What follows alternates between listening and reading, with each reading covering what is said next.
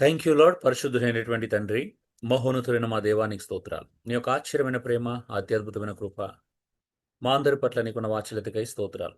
ప్రత్యేకించి ప్రభ, ఈ యొక్క మధ్యాహ్న కాల సమయం నీ సహాయం కోరి వస్తున్నాం. నీ యొక్క ప్రభ ఆధ్యాత్మిక సంబంధమైనటువంటి సంపదలను పుట్టించేటువంటి బుద్ధిని, తెలివిని, జ్ఞానమును, వివేకమును, వివేచనను సమృద్ధిగా మాకు దయచేయండి. అన్నిటికంటే మిన్నగా ప్రభ, వాటితో పాటుగా తగ్గింపును, వినయం, విధేయత కలిగినటువంటి మనసును మాకు సమృద్ధిగా దయచేసి నీ సత్యవాక్యానికి మమ్మల్ని మేము సంపూర్ణంగా అప్పగించుకునేలా కృప చూపించమని మా ప్రార్థనలు వింటున్నందుకై స్తోత్రాలు చెల్లిస్తూ ఈ చక్కని సమయాన్ని, అవకాశాన్ని మాకు ఇచ్చినందుకు వందనాలు చెల్లిస్తూ వీరందరినీ మీ చేతులకు అప్పగించుకుంటూ యేసు దివ్యనామములో వేడుకొంచున్నాను పరలోకపు తండ్రి. ఆమేన్. సో మనము 7 ఏరియాస్ ఆఫ్ ఫంక్షనింగ్ గురించి నేర్చుకుంటున్నాం. 7 కార్యాత్మక విభాగాలు ఒక మానవుని జీవితంలో. సో మనిషి జీవితంలో ఉండేటువంటి అతి ప్రాముఖ్యమైనటువంటి విషయాలన్నమాట ఇవన్నీ. ఇవన్నీ మన గురించే. మీరేదో పెద్ద థియాలజీ లేకపోతే పెద్ద పెద్ద విషయాలు అనుకున్నారు. మాకు అర్థం కావట్లేదు అనుకున్నారు. మన గురించే. ఇది ప్రతి మానవునికి సంబంధించినటువంటి విషయాలు. అయితే ముఖ్యంగా మనం రక్షించబడినటువంటి మన గురించి మాట్లాడుకుంటున్నాం. దేవుని చేత ఎన్నుకోబడి మరి ఆయన వారసులుగా ఉన్నటువంటి మన గురించి మనం ఇది మాట్లాడుకుంటున్నాం. సో 7 ఏరియాస్ ఆఫ్ ఫంక్షనింగ్, 7 కార్యాత్మక విభాగాల్లో మనం మొట్టమొదటిది ఆధ్యాత్మిక విభాగం చూశాం. రెండోది ఆలోచన విభాగం చూశాం. మూడోది మరి నిర్ణయ విభాగం చూశాం. నాలుగోది భావోద్రేకాల విభాగం చూశాం. భావోద్వేగాలు లేదా భావోద్రేకాలు రెండు ఒకటే, ఒకదానికొకటి వాడొచ్చు, కానీ స్లైట్ డిఫరెన్స్ ఉంటుంది. భావోద్వేగం అయితే ఈ భావోద్రేకం ఎక్కువైనప్పుడు అది అంటే దాన్ని కొంచెం స్ట్రెచ్ చేయాల్సి వచ్చినప్పుడు భావోద్రేకాలు అవుట్ ఆఫ్ కంట్రోల్ అయినప్పుడు మనము భావోద్రేకాలను కొంచెం నెగిటివ్ సెన్స్లో వాడతాము. అయితే రెండింటికి పాజిటివ్ సెన్స్ ఉంటుంది, నెగిటివ్. భావోద్రేకాలు అంటే రెండు ఉంటాయి, మంచి చెడు రెండు భావోద్రేకాలు అందులో ఉంటాయి. రైట్ అండ్ రాంగ్ ఎమోషన్స్ రెండు కలిపే ఉంటాయి. ఓకే, మనము టూకీగా ఒక నిమిషం మనం దీని గురించి చూద్దాం. లాస్ట్ స్లైడ్లో మనం ఇది పెట్టాను నేను. దేవుని రూపకల్పన ఉద్దేశం అనమాట. భావోద్వేగాలు అనేటివి దేవుడు మనకిచ్చినటువంటి, దేవుడు ఇచ్చినటువంటి రూపకల్పన, దేవుడు చేసినటువంటి రూపకల్పన, దేవుడు ఉద్దేశానుసారంగానే మనకు ఇవ్వబడ్డాయి అనే విషయాన్ని మనం చూడాలి. అయితే ఒకసారి అమ్మా ఇది మెటీరియల్ లో ఒకసారి పేజ్ నెంబర్ చెప్తారా? నేను మధ్యలో మిస్ అయ్యాను. అమ్మా ఇది మెటీరియల్లో లేదమ్మా, మీకు ఇచ్చిన నోట్బుక్లో లేదు, రాసుకోవాలి. ఓకే అండి. పాపం వల్ల ప్రభావితం. పాపము మన భావాలని వక్రీకరించిందన్నమాట. అంటే మన భావోద్వేగాలు ఏమైపోయినాయి అంటే పాపం వల్ల ప్రభావితం అయిపోయినాయి. దేవుడు మంచి భావోద్వేగాలు ఇచ్చాడు, కానీ అవి పాపం వల్ల వక్రీకరితమైనవి మనం చూస్తూ ఉన్నాం. మరి వాటిని మళ్ళీ ఏం కావాలంట? సత్యం ద్వారా వాటి పునరుద్ధరించబడ్డాయి. వాక్యం ద్వారా, వాక్యం అనేటువంటి సత్యం ద్వారా మన భావాలు సత్యం చేత నడిపించబడే విధంగా మనకు మంచి అవకాశము మళ్ళీ దేవుడు అనుగ్రహించాడు. సో పరిశుద్ధాత్మ నియంత్రణ, భావోద్వేగాలన్నీ కూడా ఆత్మ యొక్క నియంత్రణలో ఉండాలి, ఆత్మ యొక్క కంట్రోల్లో ఉండాలని మనం చూసాం. క్రీస్తు వంటి భావాలు, యేసుక్రీస్తు కూడా ఈ లోకంలో 33 సంవత్సరాలు జీవించినప్పుడు ఆయన అనేకమైనటువంటి భావోద్వేగాలు కలిగి ఉన్నాడు. అలాంటి భావోద్వేగాలు, అలాగే మనం సమతుల్యమైనటువంటి భావోద్వేగాలను అలవర్చుకోవాలి. సో భావాలను సముచితంగా సరైనటువంటి దిశలో వ్యక్తీకరించడము మనం ప్రాక్టీస్ చేయాలి. సో తద్వారా ఏమవుతుందంటే భావోద్వేగ పరిపక్వతలోకి మనం వస్తాం. సో ఇది మనము నేర్చుకున్నటువంటి విషయాల నుంచి కొన్ని సమ్మరీ మీ ముందు ఉంచడం జరిగింది. సో ఆరోగ్యకరమైనటువంటి సూచనలు ఏంటి అంటే కష్టంలోను, అంటే ఎలాంటి శ్రమలో కూడా శాంతిగా కాముగా ఉండడం నిజమైనటువంటి భావోద్వేగం అనమాట. దేవునిలో ఆనందించడం, కష్టాలలో, శ్రమలో, ఇరుకులో కూడా దేవునితో ఆనందిస్తే నువ్వు సరైనటువంటి భావోద్వేగాలు కలిగి ఉన్నావు. నీ కోపం నియంత్రణలో ఉంది అంటే నువ్వు ఆరోగ్యకరమైనటువంటి భావోద్వేగాలు కలిగి ఉన్నావు. ఇతరుల పట్ల నువ్వు కనికరం చూపిస్తున్నావు అంటే నువ్వు మంచి భావోద్వేగాలు కలిగి ఉన్నావు అని అర్థం. ఎవరైనా త్వరగా నువ్వు క్షమించగలుగుతున్నావు అని అంటే నీకు మంచి భావోద్వేగాలు ఉన్నాయి అని అర్థం. సో ఎలాంటి నిరాశ నీలో లేదు, నువ్వు అంటే ఆశ కోల్పోకుండా నిరీక్షణ కలిగి ఉన్నావు అని అంటే అర్థమైంది అంటే నువ్వు మంచి భావోద్వేగాలు కలిగి ఉన్నావని అర్థం. మరి అనారోగ్యకరమైన భావోద్వేగాలు ఎలా ఉంటాయంటే నియంత్రణ లేని కోపం, దీర్ఘకాలిక చేదు ద్వేషం అంటే బిట్టర్నెస్, హృదయంలో భరించలేనటువంటి ఆ చేదును పెట్టుకోవడం, నిరాశ అంటే నిరీక్షణ లేని నిరీక్షణ ఉండదు వీళ్ళకి, అత్యధిక ఆందోళన, ఓవర్ యాంగ్జైటీ, సో అసూయ, ఈర్ష, ఎన్వి అండ్ జెలసీ. సో తర్వాత భావోద్వేగాలు అస్థిరత్వం అనమాట, స్టేబుల్గా లేనటువంటి ఆ, భావోద్వేగాలు. ఇవి అనారోగ్యకరమైనటువంటి భావోద్వేగాలు. సో కాబట్టి డియర్ బ్రదర్స్ అండ్ సిస్టర్స్, మనం పరిశుద్ధాత్మ కంట్రోల్కి వెళ్ళి దేవుని సత్యానికి మనల్ని మనం అప్పగించుకుంటే మనం సరైనటువంటి భావోద్వేగాలను కలిగి ఉంటామనేది నేర్చుకున్నాం. మరి ఈరోజు మనం 5వ ఫంక్షనల్ ఏరియా గురించి నేర్చుకోబోతున్నాం, relational area of functioning. So ఇది కూడా మీ నోట్స్లో లేదండి, ఇప్పుడు ఇక్కడ నుండి కొన్ని వరకు మీ నోట్స్లో ఉండవు, ఇవన్నీ రీసెంట్గా అప్డేట్ చేయడం జరిగింది. సో దయచేసి రాసుకోవడానికి ప్రయత్నము చేయండి. క్షమించాలా మీకు నోట్స్లో ముందు ఇవ్వనందుకు, ఎందుకంటే తర్వాత నాకు అది ప్రేరేపణ వచ్చింది, నేను తర్వాత వీటిని మెన్షన్ చేయడం జరిగింది. Okay, relational area of functioning అంటే సంబంధాల కార్యాత్మక విభాగం, బంధాల కార్యాత్మక విభాగం, సంబంధాలు, రిలేషన్షిప్స్. రిలేషన్షిప్స్ అనేటివి చాలా ప్రాముఖ్యమైనటువంటి కార్యాత్మక విభాగం. అంటే అన్నీ ప్రాముఖ్యమైనవే, అన్నిటికీ ప్రత్యేకత ఉంది, అన్నిటిని దేవుడే ఇచ్చాడు. ఈ సంబంధాలు కూడా దేవుడే ఇచ్చాడు మనకి. ఎందుకంటే దేవుడు సంబంధ బాంధవ్యాలు కలిగినటువంటి వ్యక్తిగా ఉన్నాడు. అంటే తండ్రి, కుమార, పరిశుద్ధాత్మ, అంటే జగత్తు పునాది వేయబడక మునిపే, లోకం పుట్టక మునిపే, ఏ మానవుడు, ఏ మానవ జాతి లోకంలోకి రాకముందే, యూనివర్స్ లేకముందు నుంచెల్లే వాళ్ళు సంబంధ బాంధవ్యాలు కలిగినటువంటి వ్యక్తులు. అందుకే మనల్ని కూడాము ఆ ఫంక్షన్ ఇచ్చాడు, మనకు కూడాము ఆ సంబంధాల కార్యాత్మక విభాగం మానవం లోపల కూడా ఇవ్వబడింది.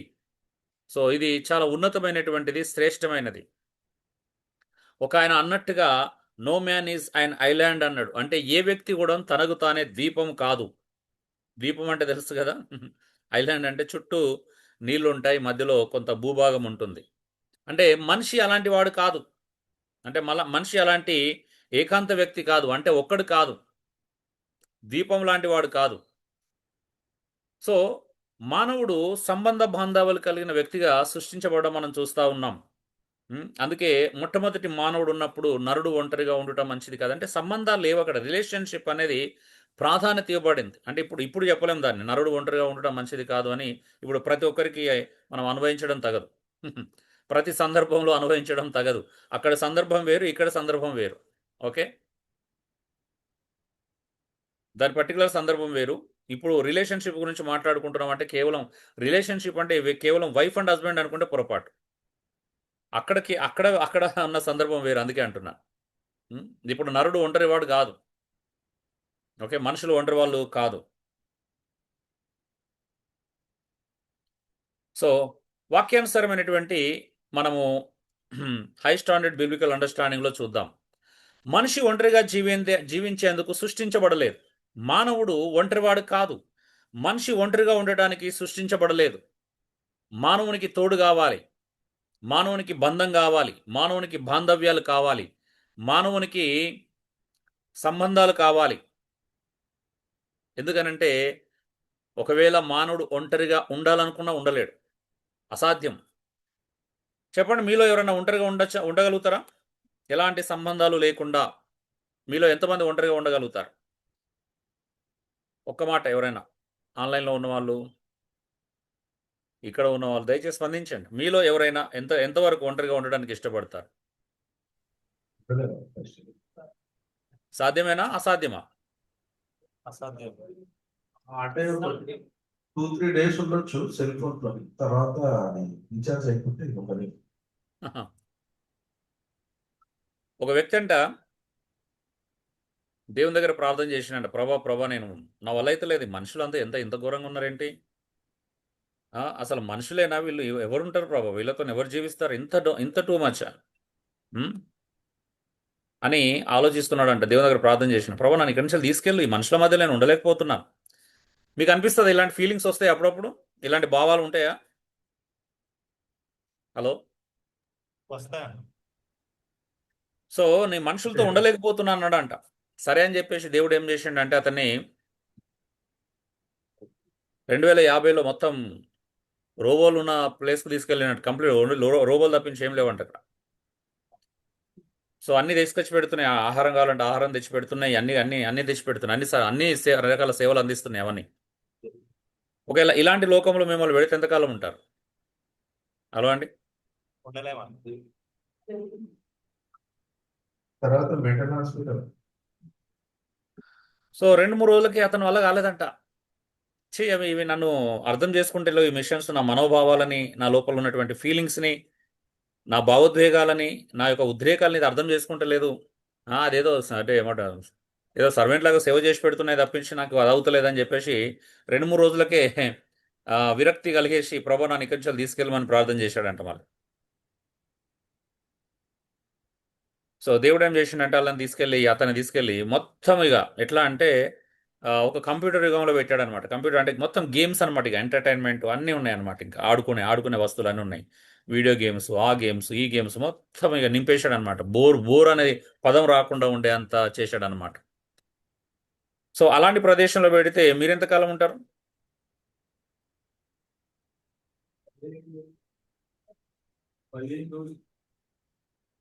కష్టం.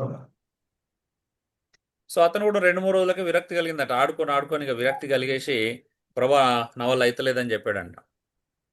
సరే దీనికంటే బెటర్ ప్లేస్ ఏముందని చెప్పేసి సరే ఈయన తీసుకెళ్ళి ఏదోన్ తోటలో పెట్టాడంట. ఆదామవ్వలు నివసించినటువంటి ఆ ప్రత్యేకమైన స్థలంలో పెట్టాడు అనుకుందాం. ఒక్కడే ఉన్నాడు, ఏదోన్ తోటలు తిరుగుతున్నాడు. యూఫ్రటిస్, టైగ్రిస్ నదులు తిరుగుతున్నాయి, నీటి ప్రవాహాలు ఉన్నాయి, చెట్లకు మంచి ఫ్రూట్స్ ఉన్నాయి, అన్నీ ఉన్నాయి. సరే ఇక్కడ ఎంతకాలం ఉంటారు? ఆకలి దప్పులు లేవు, మంచిగా నీటి తాగడానికి నీళ్ళు ఉన్నాయి, తినడానికి ఫ్రూట్స్ ఉన్నాయి. ఎంతకాలం ఉంటారండి?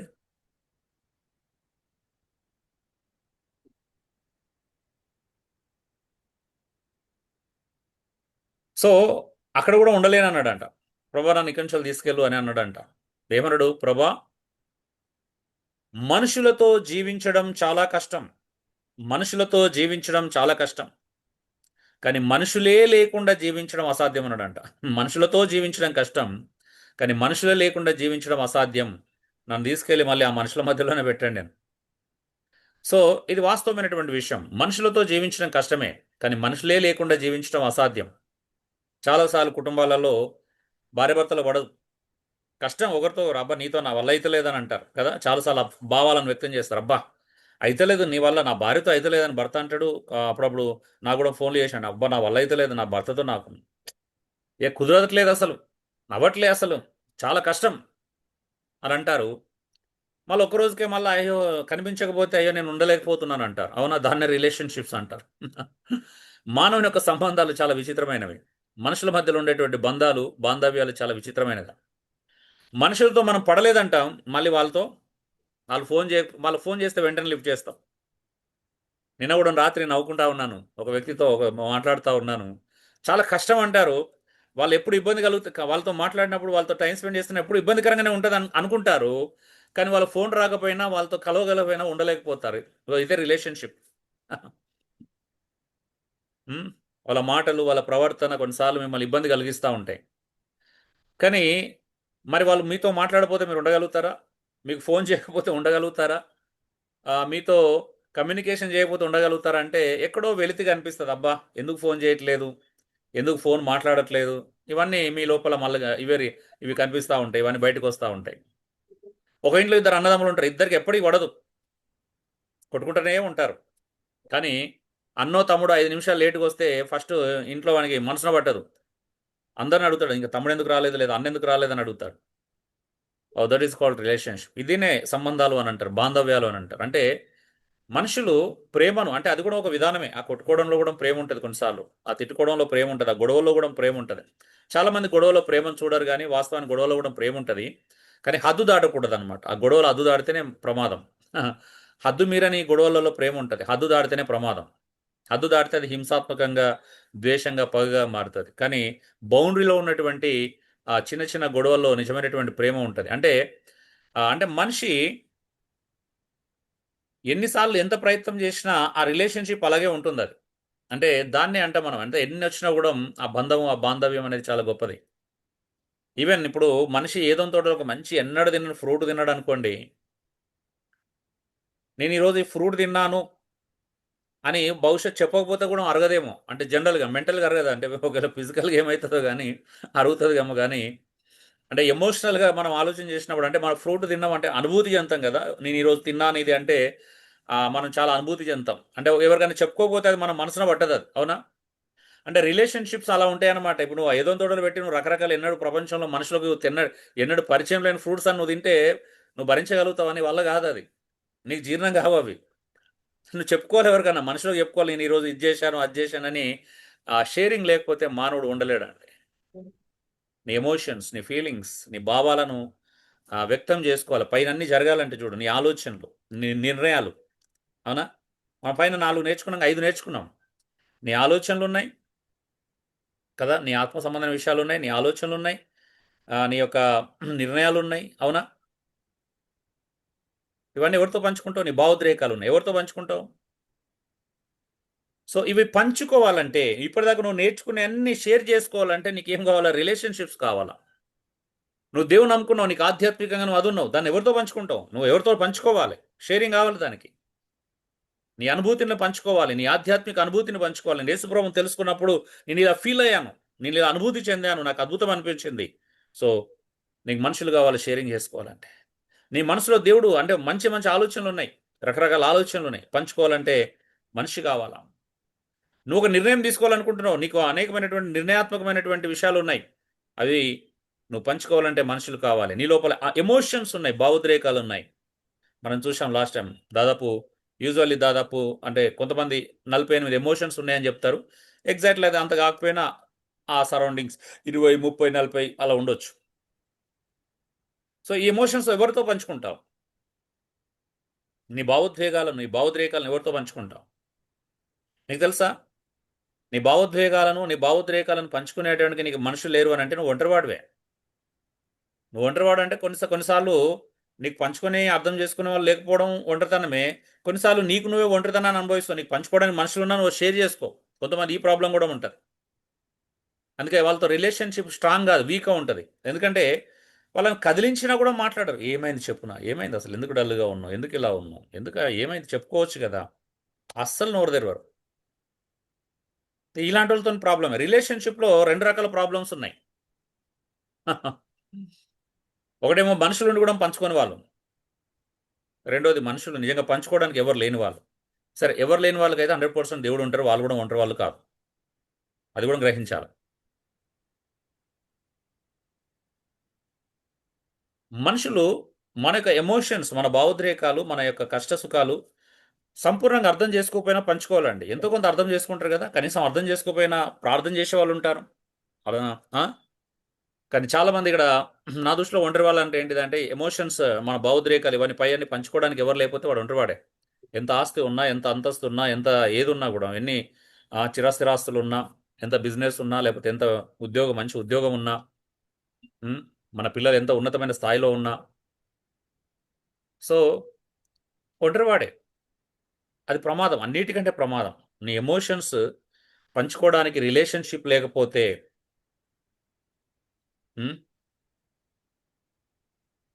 ఎలా ఉంటుందో ఊహించండి. దేవుడు సంబంధాల దేవుడు, ఇంతకుముందే చెప్పాను. దేవుడు సంబంధ బాంధవ్యాలు కలిగినటువంటి దేవుడు. అందుకే మనిషిని దేవుడు సంబంధం కోసం, అంటే కుటుంబ సంబంధం కోసము, సహవాసం కోసము, సమాజంతో బాధ్యతాయుతమైన విషయాల కోసం సృష్టించబడ్డాడు. దేవుడు మానవుని కేవలము ఒంటరిగా ఉండడానికి సృష్టించలా. ఎందుకు? దేవుడు సంబంధ బాంధవ్యాలు కలిగినటువంటి వ్యక్తి కాబట్టే దేవుడు కూడా మానవుని ఎలా సృష్టించాడు? సంబంధాల కోసం సృష్టించాడు, కుటుంబ సంబంధాల కోసం సృష్టించాడు, సమాజంలో సహవాసం కోసం సృష్టించాడు, అంటే సంఘంలో సహవాసం కోసం సృష్టించాడు. 4వది సమాజంతో బాధ్యత జీవితం కోసం సృష్టించాడు. అంటే మానవుడు 4 రకాలుగా సంబంధాలు కొనసాగించుకుంటాడు. ఎట్లా? 4 రకాలు లేదా 5 రకాలని చెప్పొచ్చు, వాస్తవం చెప్పాలి అని అంటే. ఓకే, 4 రకాలు. ఒకటి, దేవునితో మనం సంబంధ బాంధవాలు కలిగి ఉండడానికి సృష్టించబడ్డాం, మొట్టమొదటిది. ఇది ఫస్ట్ ప్రయారిటీ. రెండోది, మన కుటుంబంతో సంబంధ బాంధవాలు కలిగి ఉండడానికి సృష్టించబడ్డాం. భార్య, భర్త, తల్లిదండ్రులు, పిల్లలు. ఇది రెండో రిలేషన్షిప్. మూడోది, సంఘంలో సహవాసం చేయడానికి సృష్టించబడ్డాం. చాలా మందికి ఇది అర్థం కావట్లేదు ఇంకా. You know that? మీ అందరూ తెలుసా అది? మన సంఘంలో సహవాసం చేయడానికి సృష్టించబడ్డాం. మన సహవాసము బైబిల్ చెప్తుంది, ఆయన కుమారునితో ఉంది, సంఘంతో ఉంది. నాలుగోది సమాజంలో బాధ్యతాయుత జీవితం కోసం సృష్టించబడ్డాం. ఈ 4 రిలేషన్‌షిప్స్ ఇంపార్టెంట్. ఈరోజు చాలామంది రక్షించబడినటువంటి క్రైస్తవులు కూడాను ఒకదాన్ని విలువిస్తే మిగతా మూడిటికి ఇంబాలెన్స్ అవుతా ఉంటారు. రాంగ్ అది. బైబిల్ అలా చెప్పట్లేదు నీకు. 4 చాలా విలువైనవి. 4 అవసరమైన సమతుల్యంగా ఉండాలి. అందులో దేవుడు అత్యంత ప్రధానమైనటువంటి వ్యక్తిగా ఉండాలి. ఆయన సర్వస్వమై ఉండాలి నీ జీవితంలో. ఆయన సంపూర్ణమై ఉండాలా. ఆయనే భార్యను ప్రేమించమన్నాడు. ఆయనే భర్తకు లోబడమని చెప్పాడు. ఆయనే తల్లిదండ్రులను గౌరవించమన్నాడు. ఆయనే పిల్లల్ని సక్రమంగా పెంచమన్నాడు. ఇవన్నీ రిలేషన్షిప్స్‌లో భాగాలు. ఆయనే సంఘంతో సహవాసం చేయమన్నాడు. ఒంటరిగా ఉండుట మంచిది కాదన్నాడు. ఏకాంత క్రైస్తవ జీవితం మంచిది కాదు. ఆధ్యాత్మిక జీవితం వర్ధిల్లాలి అంటే సంఘంతో సహవాసం చేయాలన్నాడు. అలాగే సమాజంతో ఎలా ఉండాలో చెప్తున్నాడు. మాట, ప్రవర్తన ఎలా ఉండాలో చెప్తున్నాడు. సమాజంతో ఎలా ఉండాలి, మన మాటలు, మన బాధ్యత జీవితం ఉండాలి. సమాజంలో మనం నమ్మకంగా జీవించాలి. అధికారులకు లోబడాలని చెప్పబడుతుంది. రిలేషన్షిప్స్, ఈవెన్ అధికారులతో మనం మంచి రిలేషన్షిప్ ఎలా అవుతాయి? మనం లోబడినప్పుడు అవుతాయి. చూడండి, మనం ఈ 4 ప్రత్యేకమైనటువంటి రిలేషన్షిప్స్ కోసం సృష్టించబడ్డాం. ఒకటి దేవునితో, రెండోది తోటి మానవులతో, మూడోది సంఘంలోని సహవాసం సంఘంతో, అంటే నాలుగోది సమాజంతో. అర్థమవుతుందా? మరి నువ్వు ఎక్కడ వీక్గా ఉన్నావు పరిశీలించుకో. నువ్వు ఒక దానిలో బాగుంటావు, ఒక దానిలో కుటుంబంలో బాగుంటావు, నువ్వు దేవునితో బాగుండవు, మళ్ళీ సంఘంతో బాగుండవు, సమాజంలో బాగుంటావు. కొంతమంది సమాజంలో స్ట్రాంగ్ ఉంటారు, సంఘంతో సహవాసం వీక్గా ఉంటుంది, కుటుంబంలో కొంత వీక్గా ఉంటుంది, దేవునితో వీక్గా ఉంటుంది. ఎందుకు ఇది ఇంత ఇంబ్యాలెన్స్ ఎందుకున్నావు? ఇంకా నువ్వు అంటే సమతుల్యంగా ఎందుకు ఉండట్లేదు? అసమతుల్యంగా ఎందుకుంటున్నావు ఇంకా? సో ఇది రావాలి. మనం ఎందుకోసం సృష్టించబడ్డామో నువ్వు తెలుసుకోవాలి. ఒక్కదానికి ప్రాధాన్యత ఇచ్చి మిగతా మూడుని బలహీనపరిచేటువంటి హక్కు నీకు లేదు. ఎందుకంటే దేవుడు నీకు 4 పెట్టాడు, ఒకదానిలో పెట్టలా. చెప్తారండి మీలో ఎవరైనా? ఒకటి బాగుంటే సరిపోతుంది, మిగతా 3 అవసరం లేదని మీలో ఎవరైనా చెప్పండి దయచేసి. చెప్పొచ్చు అలాగా? హలో, స్పందించండి. హలో, చెప్పలేము. అన్ని ముఖ్యమైన అన్ని రిలేటెడ్. సో నేను కూడా అంటే చాలా కొన్నిసార్లు అంటే ఎప్పుడు అర్థమవుతాయి ఇవన్నీ? ఇంకా చిన్నపిల్లలాగానే ఉంటామా? మెచ్యూరిటీ అంటే మనలో పరిపక్వత పెరగాలి. విశ్వాసలో పరిపక్వత రావాలండి. నేను దేవుడు బలహీనుడిగా ఉండడానికి సృష్టించలేదు, నేను బలవంతునిగా ఉండడానికే దేవుడు సృష్టించాడు. అంటే నువ్వు ఇంకా బలహీనుడిగా ఉండడం దేవుని చిత్తం కాదు, నువ్వు బలవంతుడిగా మారాలి. అందుకే కదా క్రీస్తు నీకు ఇన్ని ఫెసిలిటీస్ ఇచ్చాడు. దేవుడు క్రీస్తులో నీకు ఎన్ని ఆధిక్యతలు ఇచ్చాడు. నీకు అర్థం కావట్లేదు. నేను బలహీనుడిగానే ఉండిపోతాను, నువ్వు డిసైడ్ అవుతున్నావు అది. నో నో నో నో దేవుడు నేను బలహీనుడిగా ఉండడం దేవుని చిత్తం కాదు. నువ్వు బలవంతుడు అవ్వాలా. అంటే ఆ బలహీనతలో కూడా నీ బలం కనబడాలి. అంటే దేవుని కృప మీద నువ్వు ఆధారపడాలని. అంటే మన చేతిలో ఏం లేదు వాస్తవం చెప్పాలంటే. అంటే కృపకు అప్పగించుకోవాలి. నువ్వు బలహీనుడు అయితే ఏం చేయాలి? కృపకు అప్పగించుకోవాలి. ఆ కృపకు అప్పగించుకుంటే ఏమైతుందంటే నీ బలము కనబడుతుంది, నీ బలహీనత కనిపించదు. నేను బలహీనున్నే, కానీ బలం ఎందుకు కనబడుతుంది అంటే కృపలో ఉన్నవానికి కృపకు అప్పగించుకుంటే ఆ బలము, మనం దేవుని కృప మీద ఆధారపడితే ఆ బలం మనము సంఘంలో చూపించగలుగుతాం, సమాజంలో చూపించగలుగుతాం, కుటుంబంలో చూపించగలుగుతాం. మరి అది మూడిట్లో చూపించాలంటే ఫస్ట్ దేవునితో నీ రిలేషన్షిప్ వెరీ స్ట్రాంగ్గా ఉండాలి, బలంగా ఉండాలి. ఎవరొచ్చినా ఏదొచ్చినా తొట్టిల్లనంత బలమైనటువంటి బంధం నీకు దేవునితో ఉంటే మిగతా అన్ని ఆటోమేటిక్గా సెట్ అవుతాయి. సో మిగతా వాటిలో నీ బలహీనత కనిపిస్తుంది అంటే దాని అర్థం ఏంటంటే నువ్వు దేవునితో స్ట్రాంగ్ లేవని నాకు అర్థమైపోతుంది. నాలాంటి వానికి అర్థమైపోతుంది. నాకంటే నా ఒక్కని కాదు, నాలాంటి వాళ్ళకి ఈజీగా అర్థమవుతుంది. మనం ఎప్పుడైతే మిగతా ఏరియాలలో వీక్గా ఉంటున్నాం అంటే దానిలో కొనసాగుతున్నాం అని గురించి మాట్లాడతాం. వీక్నెసెస్ ఉండవని నేను చెప్పట్లా, మనకు బలహీనతలు ఉండవని చెప్తాను. నువ్వు బలహీనతలు ఎప్పటికీ కొనసాగుతున్నావు లేకపోతే ఓడిపోతున్నావు అంటే దాని అర్థం ఏంటి అంటే నువ్వు దేవునితో బలంగా లేవు. బహుశా నీకు ఉండాలని ఆశ ఉండొచ్చు, కానీ ఇంకా బలంగా కాలేదు అని అర్థం. అంతేనా? ఇంకేమైనా చెప్తారా రీజన్? హలో అండి, నాకు వినపడలేదు. అంటే మాట్లాడుతున్నారు కానీ ఆన్లైన్లో ఉన్న వాళ్ళు మిగతా వాళ్ళు కూడా స్పందించండి. జస్ట్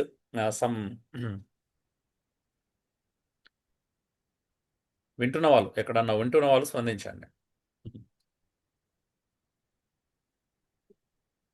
సో దేవునితోని సంబంధం పునరుద్ధరించుకో.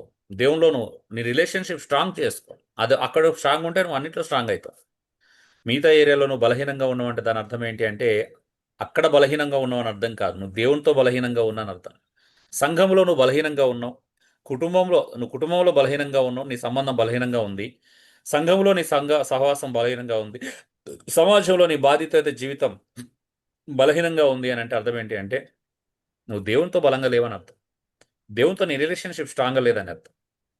అందరికంటే ఎక్కువ నువ్వు దేవుని ప్రేమించట్లేదు అర్థం.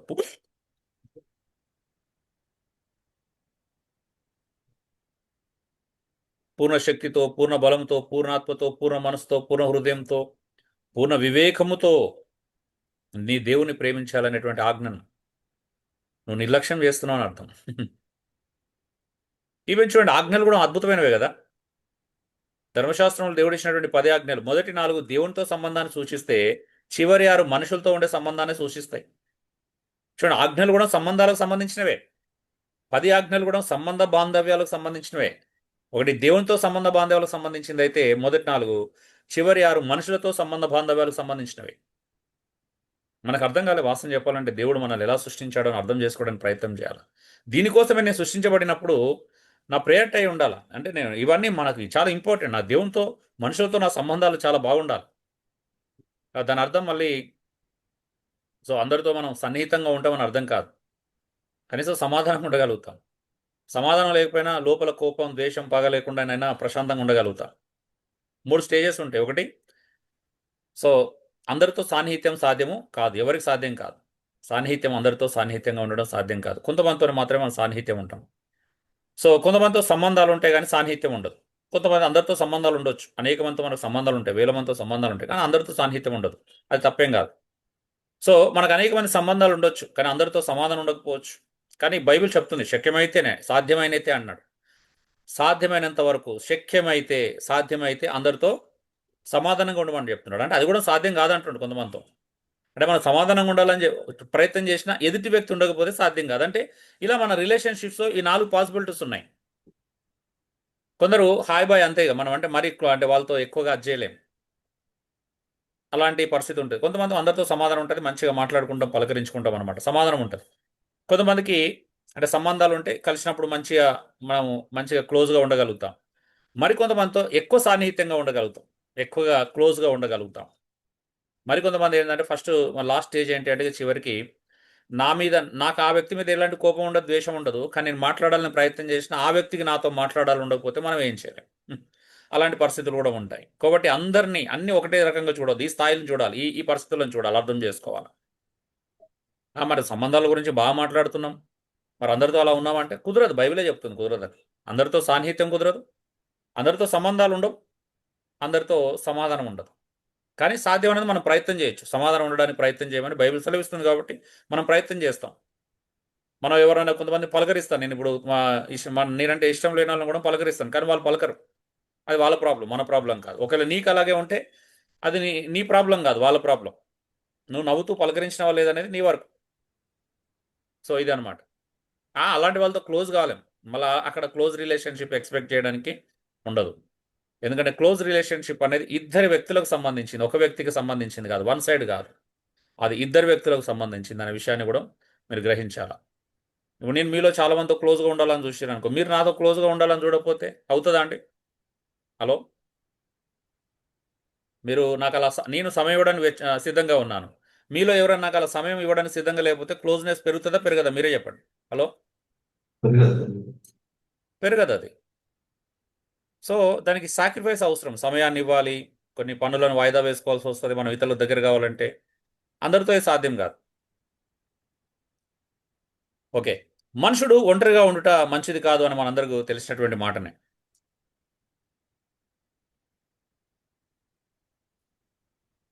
అక్కడ ఆదాం నిజంగానే ఒంటరివాడు కాబట్టి అక్కడ చెప్పబడింది. ఇప్పుడు మనుషులు ఒంటరివాళ్ళు కాదు. అంటే ఇప్పుడు పెళ్లి మ్యాండేటరీ కాదు అందరికీ, అవునా? అవునా అండి? హలో,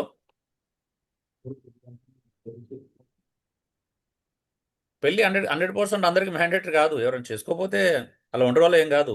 ఏదో ఒక రిలేషన్షిప్ ఉంటుంది. అన్నదమ్ములు, అక్క చెల్లెలు, ఇది కూడా రిలేషన్షిప్. కేవలం భార్య భర్తల సంబంధం అని చెప్పట్లేదు ఇక్కడ బైబిల్.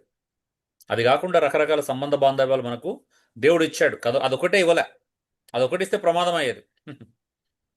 అదొకటి ఇస్తే ఖచ్చితంగా అప్పుడు ఏమంటారు, స్త్రీలు ఎంతమంది సృష్టించబడాలి, పురుషులు కూడా అంతమంది సృష్టించబడాల్సి వచ్చేదేమో బహుశా.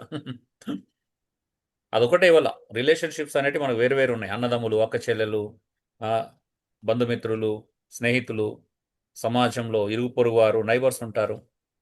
సో రకరకాల రిలేషన్షిప్స్ మనకు అనుగ్రహించబడ్డాయి. ఓకే, సంబంధాల మూలం. అలా అని చెప్పి పెళ్లి చేసుకోవడం తప్పు అనుకున్నారు, పెళ్లి చేసుకోవచ్చు 100%. సంబంధాల మూలం ఆల్రెడీ నేను ఇంతకుముందే నొక్కి చెప్పాను. దేవునితో సంబంధం ప్రధానమైనది. అన్నిటికంటే ప్రధానమైనది ఏంటంటే దేవునితో. నువ్వు దేవునితో ఎలా ఉన్నావు చూసుకో. దేవునితో నువ్వు సరిగా ఉంటే అంటే మీతో ఆటోమేటిక్గా ఇతరులతో కూడా సరిగా ఉంటావు. నువ్వు దేవునితో సరిగా ఉంటే ఇతరులతో సరిగా ఉండకుండా ఉండలేవు. నీ వల్ల కాదు అది. ఎందుకంటే నీ మనస్సాక్షి గద్దిస్తుంది. నీ వాక్యం నేను హెచ్చరిస్తుంది, సత్యం నేను హెచ్చరిస్తుంది.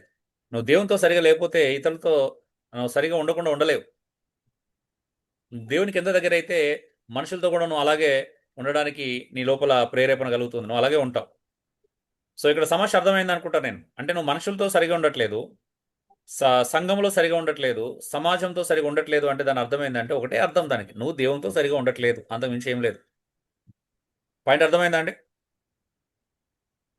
హలో, నేను అంటే మన కాంటెక్స్లో చెప్తున్నాను. నేను బయట చెప్పట్లేదు, బయట వాళ్ళ గురించి చెప్పట్లా, అంటే దేవుని ఎరగని ప్రజల గురించి చెప్పట్లా. దేవుని అన్న చెప్పండి. అర్థమవుతుందా? అర్థమైంది. సో ప్రతి మానవ సంబంధానికి పునాది దేవునితో సరైన సంబంధం కలిగి ఉండుట. చూడండి, మానవ సంబంధాల పునాది ఏంటి అంటే దేవునితో సరైన సంబంధం కలిగి ఉండుట. నీకు దేవునితో రైట్ రిలేషన్షిప్ లేకపోతే మనుషులతో కూడా రైట్ రిలేషన్షిప్ ఉండదు, రాంగ్ రిలేషన్షిప్పే ఉంటుంది. నువ్వు దేవునితో మంచి సంబంధం కలిగి ఉంటే నువ్వు నీ భార్యను ప్రేమిస్తావు. నువ్వు దేవునితో సరైన సంబంధం ఉంటే ఓ భార్య భర్తకు గౌరవిస్తుంది, లోబడుతుంది. నువ్వు దేవునితో సంబంధంగా ఉంటే మీరు ఒకరికొకరు విలువనిచ్చుకుంటారు. భార్య భర్తను విలువిస్తుంది, భర్త భార్యకు విలువనిస్తారు, గౌరవాన్ని ఇచ్చుకుంటారు, ఇచ్చిపుచ్చుకుంటారు. గౌరవం మర్యాద విలువను ఇచ్చిపుచ్చుకుంటారు. అలాగే ఒకరి పాత్రను ఒకరు అర్థం చేసుకుంటారు, ఎవరి పాత్రను వాళ్ళు అర్థం చేసుకుంటారు. చెప్పాను కదా, స్త్రీ పురుషుల విషయం వచ్చినప్పుడు, భార్య భర్తల విషయం వచ్చినప్పుడు మనకు వాల్యూ అండ్ రెస్పెక్ట్ ఈక్వల్. నువ్వు నిజంగా దేవుని దగ్గర అయితే ఒకరినొకరు వాల్యూ అండ్ రెస్పెక్ట్లో సమానంగా చూసుకుంటారు. గౌరవం మరియు మర్యాద విలువ విషయంలో ఇద్దరిని సమానంగా చూసుకుంటారు. అలాగే రోల్ అండ్ రెస్పాన్సిబిలిటీని అర్థం చేసుకుంటారు. నా రోల్ వేరు, నా రెస్పాన్సిబిలిటీ వేరు, నా భర్త రోల్ వేరు, నా భర్త రెస్పాన్సిబిలిటీ, నా భార్య రోల్ వేరు, నా భార్య రెస్పాన్సిబిలిటీ వేరు అనేది అర్థం చేసుకుంటారు. కన్ఫ్యూజ్ గారు, రెండింటిని మిక్స్ చేయరన్నమాట. రెండు వేరు వేరు. భార్య భర్తలు, స్త్రీ పురుషులు దేవునిలో ఇద్దరు సమానమే. గౌరవం విషయంలో సమానులే, మర్యాద విషయంలో సమానులే, విలువ విషయంలో సమానులే, అన్నిట్లో సమానులు. ఒకరు ఎక్కువ ఒకరు తక్కువ కాదు, బైబిల్ ఎక్కడ కూడా చెప్పదు. కానీ చెప్పాను కదా లాస్ట్ టైం, మనకు కొంచెం పురుషాధిక్యత ఉంటుంది, మన లోపల పురుష అహంకారం ఉంటుంది. నేను మగాన్ని తెలుసా అనే ఫీలింగ్ ఉంటుంది, చూసినా చచ్చిపోవాలి ఫస్ట్ అది.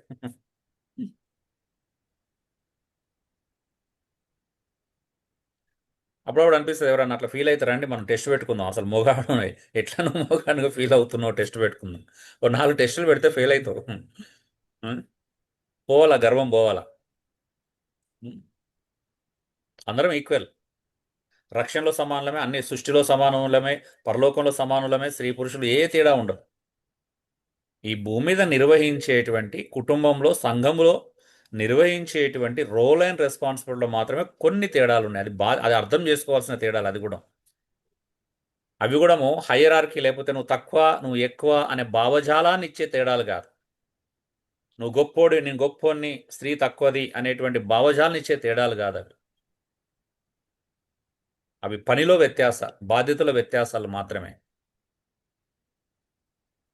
యేసుప్రభు తను పోషించిన పాత్రలో తండ్రి కంటే తక్కువ పాత్ర పోషించాడు. దట్ డజంట్ మీన్ అంటే యేసుప్రభు తండ్రి దేవుని కంటే తక్కువడని అర్థం కాదు. అది పాత్ర మాత్రమే. కుమారునిగా రెండవ వ్యక్తిగా ఇక్కడికి వచ్చాడు, అంతే. అది పాత్ర మాత్రమే.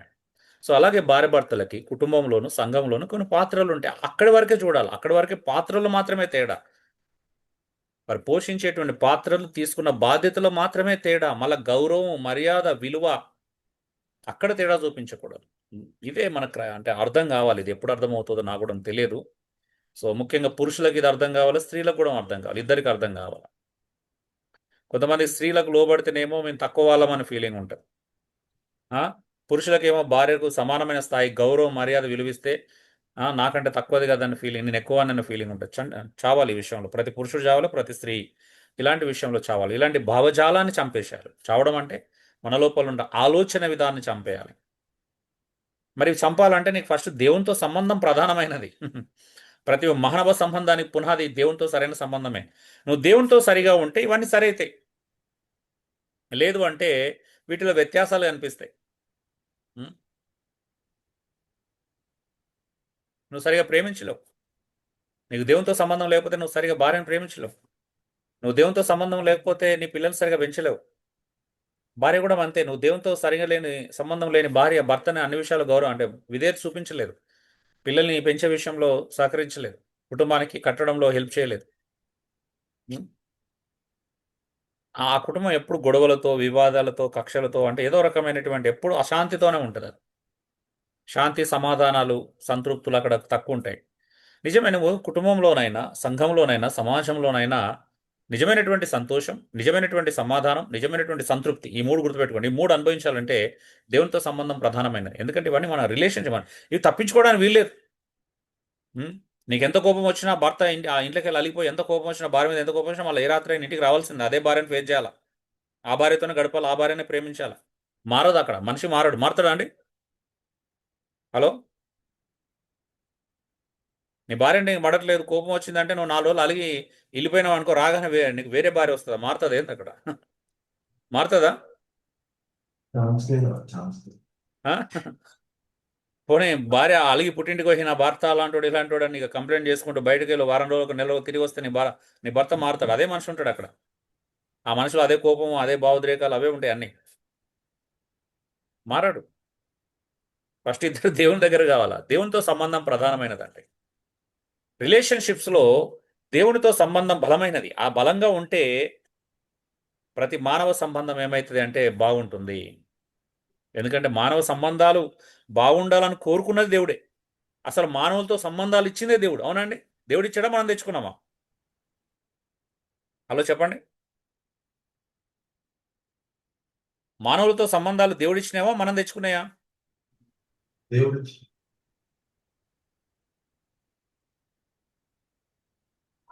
దేవుడు ఇచ్చినవే.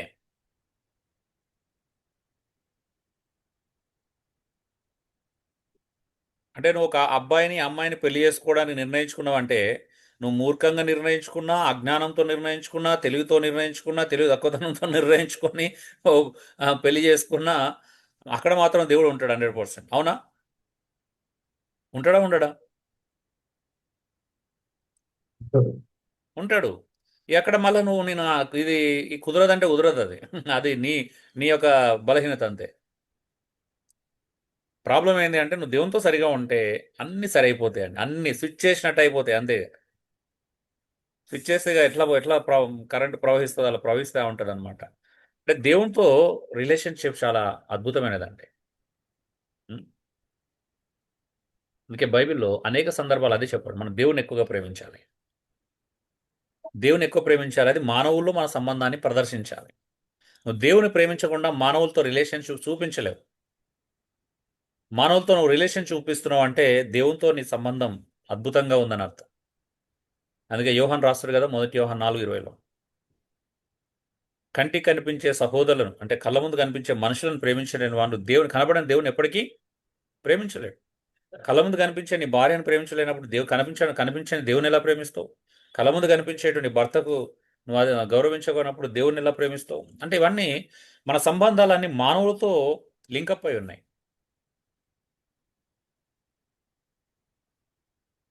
1 యోహాన్ 4:20 ఇంగ్లీష్లో చెప్పండి. 4:20 ఏమంటారు?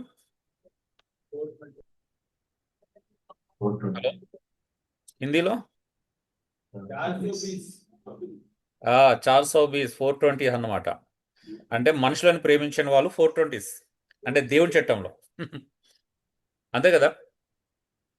దేవుని చట్టంలో దేవుని ప్రేమిస్తున్నానని చెప్పి మనుషులను ఎవడైతే ప్రేమించాడో వాళ్ళు 420 అనమాట. నేరస్తులు. అవునా? చీటింగ్ కేసు పెట్టాలి వీళ్ళ మీద. అవునా? ఏమంటారండి? అంతే కదా, అంతే. అంటే దేవుని చట్టంలో చీటింగ్ కేసు ఉన్నది అలా మీద ఆల్రెడీ. ఎవరైతే నేను దేవుని ప్రేమిస్తున్నా అని చెప్పి కళ్ళ ముందు ఉన్నటువంటి మనుషులతో సరిగా ఉండకుండా ప్రేమించకపోతే అలా ఆల్రెడీ చీటింగ్ కేసు పెట్టబడింది వాళ్ళకి దేవుని చట్టంలో 420s అనమాట అందరు. మంచి రిఫరెన్స్ కదా, 420 బాగా ఇచ్చాడు అక్కడ, నాకు బాగా నచ్చింది అది.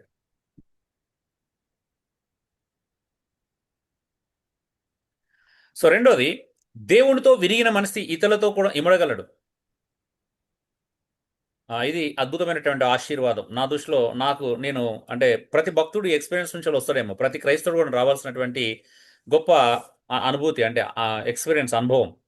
యేసుక్రీస్తుని అంగీకరించినటువంటి ప్రతి విశ్వాసి ఉం, ఈ అనుభవంలో నుంచే రావాలా. దేవునితో విరిగిన మనిషి ఇతరులతో కూడా ఇమడగలడు. మీకు తెలుసా, మేము కొంతమందికి అనుభవాలు ఉంటాయి. నేను చాలా నలుగొట్టబడ్డానండి, మానసికంగా అనేక రకాలుగా నలుగొట్టబడ్డాను, ఆర్థికంగా, అనారోగ్యాల పరంగా, భావోద్వేగాల పరంగా మామూలుగా నలుగొట్టబడలా. అంటే ఇంకా ఉంది నలుగొట్టబడింది, అంటే అయిపోయిందని చెప్పడానికి ప్రయత్నం చేయట్లేదు. సో ఎంత నలుగొట్టబడుతున్న కొద్దీ ఇతరులతో కూడా మనం ఈజీగా మనము ఇమడగలుగుతాం, ఇతరులతో ఈజీగా అడ్జస్ట్ కాగలుగుతాం, అన్ని విషయాలు కలిసిపోగలుగుతాం, అంటే సంబంధాలను ఉంచుకోగలుగుతాం. సో అందుకే దేవునితో విరిగిన మనిషి ఎలా ఉంటాడు అని అంటే, నాకు ఆ వ్యక్తి అబ్బో నచ్చలేదు, నేను ఆ వ్యక్తితో సహవాసం చేయలేను, అబ్బో వాళ్ళ ఇంటికి వెళ్ళలేను, ఇట్లా చెప్పలేడు. ఈజీగా వెళ్ళగలుగుతాం, ఈజీగా మాట్లాడగలుగుతాం. వాళ్ళకి ఇష్టం లేకపోయినా మాట్లాడగలుగుతాం, ఇమడగలుగుతాం, జస్ట్ ఇమడగలుగుతాం. మన వరకు మనకైతే ప్రాబ్లం ఉండదు, మన సైడ్ నుంచి ఏ ప్రాబ్లం ఉండదు, అంతే కదా. అందుకే విరగొట్టబడాలండి, మన హృదయాలు నలగొట్టబడాలి, క్రష్ అవ్వాలి అసలు దేవుని దగ్గర. దేవుడు చేస్తాడు కూడా. నువ్వు మామూలుగా లోబడిపోతే అలాంటి పరిస్థితి కూడా వస్తుంది నీకు. ఎట్లా క్రష్ చేస్తాడంటే నువ్వు నలిగిపోతావు, అంటే నీ కుటుంబంలోనే నలిగిపోతావు, బయట ఎవ్వరు అవసరం లేదు నీకు, నీ కుటుంబంలోనే నలగొడతాడు నువ్వు అలా ఉంటే. మీ అమ్మనాన్న ద్వారానో, అక్కచెల్లెల ద్వారానో, కుటుంబ సభ్యుల ద్వారానో, భార్యల ద్వారానో, భర్తల ద్వారానో, పిల్లల ద్వారానో బాగా నలగొట్టేస్తాడు. ఎంత నలగొడతాడు అంటే తట్టుకోలేవు, కొన్నిసార్లు అనిపిస్తుంది. అవునా? నిజం చెప్పండి, ఎంతమంది ఇలా నలగొట్టబడుతున్నారు రోజు? హలో, క్రష్ అవుతున్నారా మీరు? కొంచెం కొద్ది కొద్దిగా అవుతున్నారా? పూర్తిగా అవ్వట్లా. దేవుని ఎక్కువ ప్రేమించండి, ఎక్కువ అవుతారు. వాస్తవం చెప్తున్నా, నిజంగా. ఎక్కువ నలగొట్టబడాలంటే దేవుని ఎక్కువ ప్రేమించాలా. ఎక్కువ ప్రయారిటీ దేవునికి ఇవ్వండి, బాగా నలగొట్టబడతారు. నిజమే, జోక్ కాదు. రోట్లేసి దంచినట్టు ఉంటుంది, మంచిగా మంచిగా అనిపిస్తుంది తెలుసా. హలో,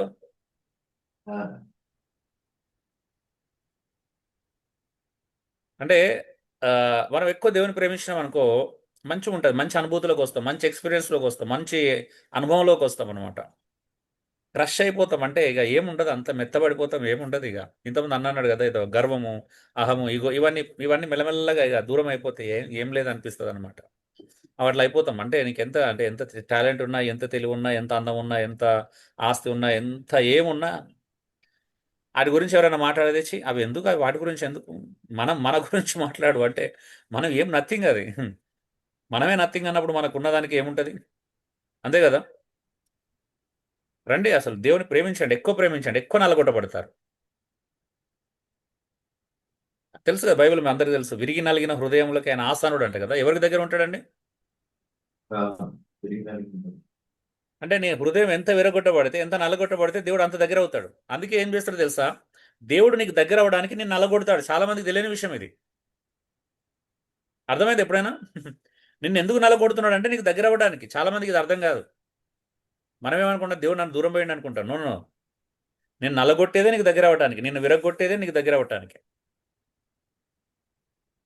అందుకే చాలా మంది రిలేషన్షిప్ వీక్ ఎందుకు అవుతాయని అంటే అది అర్థం కాక. అంటే నీకు అర్థం కావాలా, దేవునికి నువ్వు ఎంత దగ్గర అవుతే అంత విరగొట్టబడతావు, నలగొట్టబడతావు. రాతి గుండె పోతుంది, మాంసం గుండెలు అమర్చబడతాయి, విరగొట్టబడతాయి. అవునా? ఉంటాయి, రాతి గుండెలు కూడా ఉంటాయి, మనకు ఉంటాయా? ఉండయా? ఉంటాయి కదా. మరి ఆ రాతి గుండె మాంసగుండగా మార్చబడాలంటే క్రష్ కావాలి, బాగా నలగొట్టబడాలి. మెత్తగా కావాలంటే కష్టం కదా. ఎంత గట్టి దెబ్బలు పడితే అంత మెత్తగా అవుతాం, హంబుల్ అయిపోతాం. ఇక కళ్ళు పైకి చూడవు, ఎప్పుడు కిందికే చూస్తాయి. ఇక పైకి చూస్తే కేవలం క్రీస్తునిడానికే చూస్తాయి, మనసు మాత్రం పైకి చూస్తుంది, కానీ కళ్ళు మాత్రం కిందనే ఉంటాయి. ఒక సేవకుడు అన్నాడండి అక్కడ, అంటే మనిషి లోపల ఉంటుంది చూసినావా, అంటే మనిషి నోట్లో ఉండే ఎవరి దుర్వాసనాలకు తెలియదు, తెలుసా అండి? హలో, పక్కనకు తెలుసు. పక్కలోకి తెలుస్తుంది. దగ్గర పోయి మాట్లాడు. మనకు తెలియదు, మన లోపల ఏముందో మనకు తెలియదు, పక్కన తెలుస్తుంది. మనం బాగానే ఉన్నాం అనుకుంటాం, నాది ఎంత ఫ్రెష్గా ఉందో తెలుసా అనుకుంటాం. నో, పక్కన తెలుస్తుంది ఏంటిది అనేది. అలాగే మనలో ఉండే గర్వం కావచ్చు, అహం కావచ్చు, ఇంకేదైనా మనకు తెలియదు, అది ఎదుటి వ్యక్తి తెలుస్తుంది. కాబట్టి అందుకే నల్లగొట్టబడాల. అది కనిపించొద్దు, అసలు మన దగ్గర ఉందని కూడా తెలియకూడదు అంటే మీన్స్ ఉండకూడదని.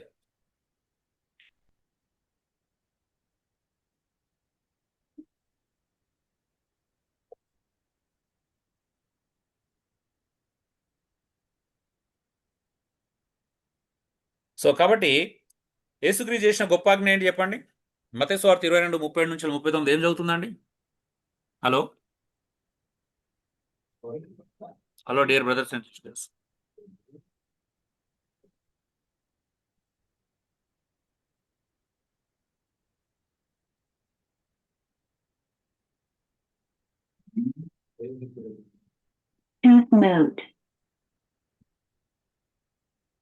నీ పూర్ణ హృదయంతోనూ నీ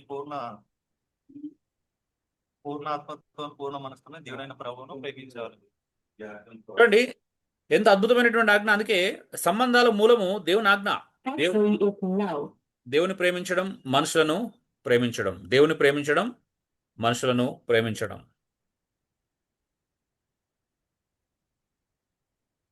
రెండోది మూలం చూసాము, సోర్స్ చూసాం. ఇప్పుడు బైబిల్ సంబంధాల ముఖ్య లక్షణాలు చూద్దాం. సో మూలం ఏంటిది? దేవుడే. ఇంకంతకంటే గొప్పదేం లేదు. దేవుడే మూలం. సంబంధాలకి మూలం దేవుడు. అందుకే దేవుని ప్రేమిస్తేనే మనుషులను నువ్వు ప్రేమించగలుగుతావు. సో మరి బైబిల్ సంబంధాల ముఖ్య లక్షణాలు చూద్దాం. ఇప్పుడు లక్షణాలు: ప్రేమ, లవ్. బైబిలు ప్రేమ భావోద్వేగం మాత్రమే కాదు, అది త్యాగపూర్వకమైనటువంటి నిర్ణయం. ఈరోజు క్రైస్తవ జీవితంలో కుదువైనటువంటి అత్యంత ప్రధానమైనటువంటి లక్షణం. మనుషుల పట్ల ప్రేమ లేదు. దేవుని పట్ల లేదు కాబట్టి మనుషుల పట్ల లేదు. దేవుని పట్ల లేదు కాబట్టి సంఘం పట్ల లేదు. దేవుని ప్రేమించిన వాడు ఖచ్చితంగా సంఘాన్ని ప్రేమిస్తాడు.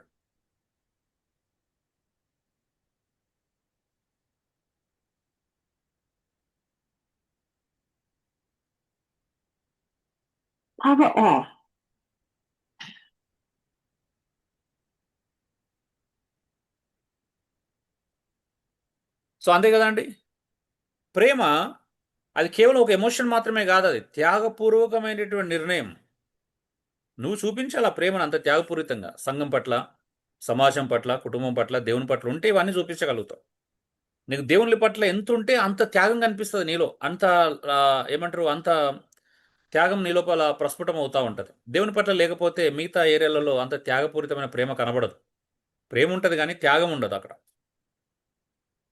ఇప్పుడు సంఘం కొరకు నిజంగా మనలో ఎంతమందికి త్యాగం కనిపిస్తుంది? ఏం త్యాగం చేసుకుంటున్నాం అని అంటే మనం ఖచ్చితంగా నోరెళ్ళ పెట్టాల్సి వస్తుంది, మౌనంగా ఉండాల్సి వస్తుంది. ఏం చేసినావు సంఘం కొరకు ఈరోజు వరకే అంటే? అవునా? యేసు ప్రభు యోహాను సువార్త 21వ అధ్యాయంలో అడిగాడు, మనందరూ తెలుసు. తండ్రి పేతురుని అడిగాడు, పేతురు నన్ను ప్రేమిస్తున్నావా? 3 సార్లు పేతురు అతిథిగా సమాధానం చెప్పాడు, ప్రేమిస్తున్నానని చెప్పాడు. యేసు ప్రభు 3 సార్లు కూడా ఒకటే కోరుకున్నాడు, నిజంగా పేతురు నువ్వు నన్ను ప్రేమిస్తే నా సంఘాన్ని చూసుకో, నా గొర్రెలను మేపు. సంఘాన్ని ప్రేమించేవానికి ఒక బాధ్యత ఉంటుందండి. ఒక బాధ్యత ఉంటుంది. సంఘం పట్ల, ఇతర అవయవాల పట్ల బాధ్యత ఉంటుంది.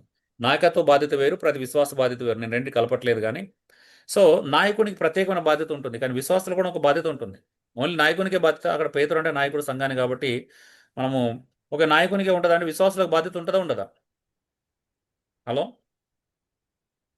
100% ఉంటుంది. బైబిల్ ఉంటుందని చెప్తుంది, లేదని చెప్పట్లేదు. ఉంటుందని చెప్పింది కాబట్టి ఆజ్ఞాపూర్వకంగా ఇవ్వబడ్డాయి చాలా విషయాలు. పొరుగు వాని క్షేమం కోసం ఆలోచించమంటుంది. ప్రేమించు. నువ్వు సంఘంలో ఇతర వ్యక్తులను ప్రేమించాలా. ప్రేమ ఉంటే నువ్వు ఏదో చేస్తావు, సంఘం కొరకు ఏదో చేస్తావు. ప్రేమ లేకపోతే చాలా కష్టమండి. ప్రేమ పోతే త్యాగం ఉండదండి. ఈజీగా నువ్వు గివ్ అప్ ఇచ్చేస్తావు. అందుకే మనందరూ తెలుసు, 1 కొరింథీ 13వ అధ్యాయంలో ప్రేమ, నిజమైన ప్రేమ సహిస్తుంది, క్షమిస్తుంది, స్వార్థం చూసుకోదు, తన సొంత ప్రయోజనాల కోసం ఆలోచించదు. సత్యంలో ఆనందిస్తుంది. నిజమైనటువంటి ప్రేమ సత్యంలో ఆనందిస్తుంది. మనందరూ తెలుసు ప్రేమ యొక్క లక్షణాలు. మన యొక్క యూట్యూబ్ ఛానల్ దాదాపు ఎన్ని ఉన్నాయి? 14 ఎపిసోడ్స్ ఉన్నాయి దీని మీద. 14 పైనే ఉన్నాయి. మొదటి కొరింథీ 13వ అధ్యాయం మీద ఓన్లీ ప్రేమ గురించి. సో ఎవరైనా మళ్ళీ వినాలనుకుంటే అక్కడ వినండి. మరి బైబిల్ సంబంధాల ముఖ్య లక్షణం ప్రేమ అండి. ఫస్ట్ లక్షణం ప్రేమనే. అన్నిటికంటే మించింది, అన్నిటికంటే మూలం ప్రేమ. ప్రేమ ఖచ్చితంగా త్యాగాన్ని కోరుతుంది. మరి నువ్వేం త్యాగం చేస్తున్నావు? కుటుంబం కోసం చేస్తుండొచ్చు కొన్నిసార్లు. కొంతమంది ఉద్యోగం కోసం చేసే వాళ్ళు ఉంటారు. మరి కొంతమంది సంఘం కోసం ఎంతమంది చేస్తున్నారు? ఇక్కడ సవాల్ ఉంటుంది కొంతమందికి. సంఘం కొరకు నేను చూసినటువంటి వ్యక్తులు చాలా తక్కువ మంది సంఘం కోసం త్యాగం చేసేవాళ్ళంటే. సంఘాన్ని చాలా మంది నిర్లక్ష్యం చేస్తారు వాస్తవం చెప్పాలంటే. ఇగ్నోరెన్స్ అంటే నీ కుటుంబం కోసం ఎంత దూరమైనా నువ్వు ప్రయాణం చేస్తావు, మంచి విషయం, దాన్ని కాదనట్లేదు, దాన్ని తప్పు పట్టడానికి నాకు అధికారం లేదు.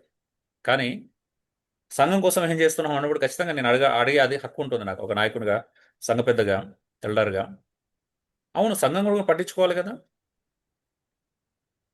ఈరోజు నేను ఉదయం లేవగానే అవే మాటలు ధ్యానించాను. యాక్చువల్లీ కొరంథీ పత్రిక 2వ పత్రికలో ఒక క్షణం అవి గ్రూప్లో పెడదాం అనుకున్నాను కానీ పెట్టలేదు. ఇక నాకు నేను అనుభవించాను పెయిన్. అంటే పౌలు అంటాడు, మీరు తొట్టిల్తో నేను తొట్టుపడనా, మీరు బలహీన పడిపోతే నేను బలహీన పడనా అంటాడు. ఈరోజు నేను అది ప్రతి వారం ప్రతిసారి ఫేస్ చేస్తున్నటువంటి ప్రాబ్లం అదే. మీరు బలంగా ఉంటేనే కదండి నిజంగా మీరు తొట్టుపడితే మేము తొట్టుపడమా. మీరు మంచిగా ఆరోగ్యంగా ఆధ్యాత్మికంగా వర్ధిల్తేనే కదా. సంఘంలో అందరు కలిసి మంచి ఒకరికొకరు క్షేమాభివృద్ధి కలిగించుకుంటే నాకు ఇంకా బలం ఉంటుంది నాలంటోనికి. అది తప్ప అది కోరుకోవడం. నేనైతే వాక్యానుసారంగానే కోరుకుంటున్నాను. అది వాక్యానుసారమే కదా. మనం సంఘంలో మంచిగా అందరూ ఒకరినొకరు బలపరుచుకునేటువంటి స్థాయిలో ఉండటం వస్తే కదా, మనం కలిస్తే కదా. ఎంత కలుసుకుంటే అంత బలపరుచుకోవచ్చు. కలయిక తక్కువ అయితే అంటే ఇప్పుడు అంటే రిలేషన్షిప్ ప్రాబ్లం అవుతుందా కదా, అవుతుంది. ఇంత ఉంది నేర్చుకునేది సిస్టమే అది. సో రిలేషన్షిప్ ప్రాబ్లం అవుతుంది. ప్రేమను ఎలా వ్యక్తపరుస్తాం? హలో అండి, మీలో ఎవరైనా కలవకుండా ప్రేమను వ్యక్తం చేస్తారా అండి? హలో, లేదన్నా చేయలేదు. మరి సంఘము ఎంత కలుసుకుంటే ప్రేమను అంత వ్యక్తం చేసుకోవడానికి అవకాశం ఉంటుంది. కలవకపోతే ప్రేమ ఎలా వ్యక్తం చేస్తాం? అందుకే కలయికకు ప్రాధాన్యత ఇవ్వాలి, అంటే సహవాసానికి ప్రాధాన్యత ఇవ్వాలి. సంఘ సహవాసం. మనకు లోపం ఉన్నది మాట్లాడుకుంటాం. ఆఫ్ కోర్స్ మన రిలేషన్షిప్లో కొంత లోపం ఉంది, సంఘ సహవాసంలో కొద్దిమందికి చాలా లోపాలు ఉన్నాయి, అలాగే సమాజంతో జీవించే జీవితంలో లోపాలు ఉన్నాయి. ఈ మూడు సవరించుకోవాలి రిలేషన్షిప్స్లో. ఈ మూడు రావాలి అని అంటే, మూడిట్లో ప్రేమ కనబరచాలంటే దేవునితో నువ్వు అంత అది అనుసంధానమై ఉండాలా. ఎందుకు అంత ప్రేమ కలిగిన వాడిని మనం ఎందుకు ప్రేమించలేకపోతున్నాం? మన కోసం అంత త్యాగం చేసుకున్న వాడిని ఎందుకు ప్రేమించలేకపోతున్నాం? ఓకే, మనం బలహీనమని ఒప్పుకుందాం, కానీ ఆ బలహీనతను దేవునికి అప్పగించాలి కదా. ప్రభా నేను అంత ప్రేమించలేకపోతున్నాను, నాకు సహాయం దయచేయమని అడుగుతున్నావా? అట్లీస్ట్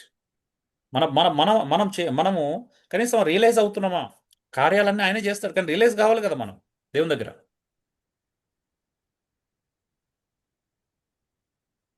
ప్రేమ స్వార్థం చూడదు. మనకు చూడు, ఇప్పుడు స్వార్థం కాదని ఎలా చెప్తాం కొన్ని విషయాలలో? ఓకే, అనారోగ్య పరిస్థితులు మనకు సడన్గా కొన్నిసార్లు అనారోగ్యం చేస్తే నేను దాని గురించి మాట్లాడట్లా. అలాంటి విషయాల సందర్భం వచ్చినప్పుడు మాట్లాడట్లా. అప్పుడు అంటే మాలాంటి వాళ్ళకి అక్కడ కూడా మేము సిద్ధపడతాం త్యాగం చేసుకోవడానికి. కానీ ఉంటే మంచిది, మాలాగానే ఉంటే మంచిది అలాంటి సందర్భాలు వచ్చినప్పుడు కూడా. ఓకే, కానీ మరీ అంటే ఇక నడవలేని స్థితిలో లేవలేని స్థితిలో రమ్మని అర్థం కాదు. అంత కఠినాత్మ కాదు. కానీ దేవునికి అప్పగించుకుంటే ఆయన నిజంగా మనల్ని మనకు ఆ శక్తిని ఇస్తాడనేది నేను నమ్ముతానండి. ప్రతి విషయంలో మనం మానసికంగా ఆధ్యాత్మికంగా సిద్ధపడి ఉంటే భౌతికంగా మిగతా ఏరియాలో కూడా దేవుడు మనకి చాలా కృప చూపిస్తాడు. నేను అనుభవిస్తున్నాం, అంటే నిజమైన భక్తులు అనుభవిస్తారు అది. ఓకే, రైట్ టైంలో మాత్రం అది అనుభవిస్తారు. అప్పుడు మిగతా టైంలో ఎలా ఉన్నా ఆ టైంకి మనకు ఆ శక్తి వస్తుంది. నిజంగా చెప్తున్నాను. అంటే నేను మ్యాండేటరీగా మనకు మనుషులకు సమస్యలు రావు, ఆటంకాలు రావు అని చెప్పడానికి ప్రయత్నం చేయట్లా. కానీ ఆధారపడితే అలాంటివి కూడా కొంతవరకు జయించడానికి దేవుడు కృప చూపిస్తాడు అంటున్నాను.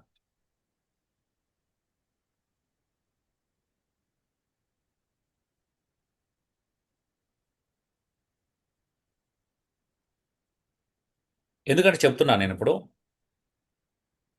నేనున్నాను అనుకోండి, సంఘం గురించి ఆలోచించేవాడిగా ఆలోచిస్తూ నేను శనివారం డిస్టర్బ్ చేసుకున్నాను లైఫ్ని. అంటే శనివారం నేను మంచిగా ఉంటేనే నేను ఆదివారము నేను పని చేయగలుగుతానని నాకు తెలుసు.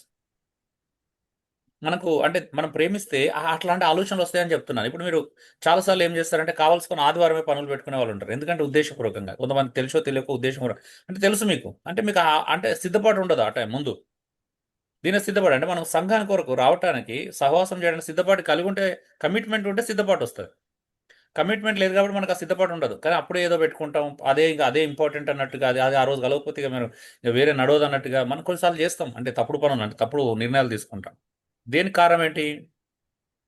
కమిట్మెంట్ లేకపోవడం, అంటే సిద్ధపాటు లేకపోవడం. సిద్ధపాటు ఎందుకు లేదు? కమిట్మెంట్ లేదు, నిబద్ధత లేదు.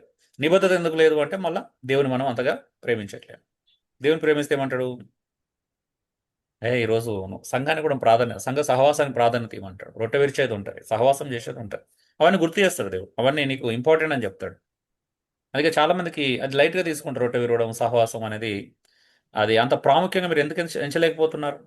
అపోస్తుల కార్యంలో వాళ్ళు అపోస్తుల బోధి యందు, సహవాసం యందు, రొట్టె విరిష్టి యందు ప్రార్థన ఎడతేక ఉన్నారు. అవి ఎడతేక ఉండాల్సినటువంటి లక్షణాలు. కోర్స్ అడని కాదు, ఆజ్ఞాపూర్వకంగా చెప్పకపోయినా అది డిస్క్రిప్షన్ అయినా కూడా అది సంఘాన్ని పాటించాల్సినటువంటి నియమాలు అవి. కానీ మిగతా చోట్ల ప్రిస్క్రిప్షన్ ఇవ్వబడింది. సహవాసం చాలా సహవాసం అనేది ప్రిస్క్రిప్షన్, డిస్క్రిప్షన్ కాదు.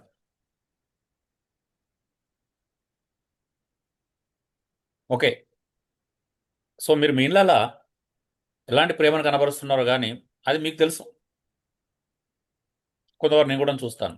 కానీ సంఘం విషయం వచ్చినప్పుడు మీ ప్రేమ తక్కువనే అని చెప్తాను నేనైతే. తప్పుగా అనుకోండి. నిజమే కాదండి? అబద్ధమా? అబద్ధం చెప్తున్నాను నేను?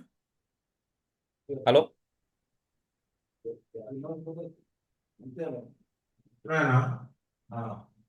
అవును, కొంతమంది నిజమే. ఇప్పుడు ఆ, నిజమే, కొంతమంది రాత్రంతా ఉద్యోగం చేసి కూడా నిద్రను త్యాగం చేసుకుని వచ్చేవాళ్ళు ఉంటారు సంఘం కోసం. అప్పుడు అది కొద్దిగా ఆరెత్తే చూసిన త్యాగం చేసుకుని సంఘానికి క్షేమాభివృద్ధి కలిగించడానికి, తను కూడా క్షేమాభివృద్ధి పొందడానికి త్యాగం చేసుకున్నాడు. అట్లాంటి త్యాగపూర్వకమైన ప్రేమలు కావాలి. సో నీ పరిస్థితి ఏదైనా దేవుడు నిన్ను ప్రేమిస్తున్నాడనే విషయం నువ్వు మర్చిపోవద్దు. నీకు సహాయం చేస్తాడనే విషయాన్ని కూడా మర్చిపోవద్దు. ఇక్కడ ఏంటిది అంటే మిమ్మల్ని ఇక్కడ జడ్జ్ చేయడానికి, నేను ఎవరిని జడ్జ్ చేయడానికి మాట్లాడట్లేదు. మనకు అవకాశాలు ఉన్నాయని చెప్తున్నా.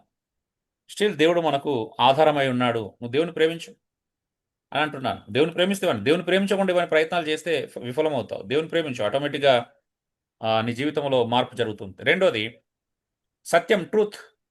ప్రేమ పోరుతో అసత్యాన్ని సమర్థించడం ప్రేమ కాదు.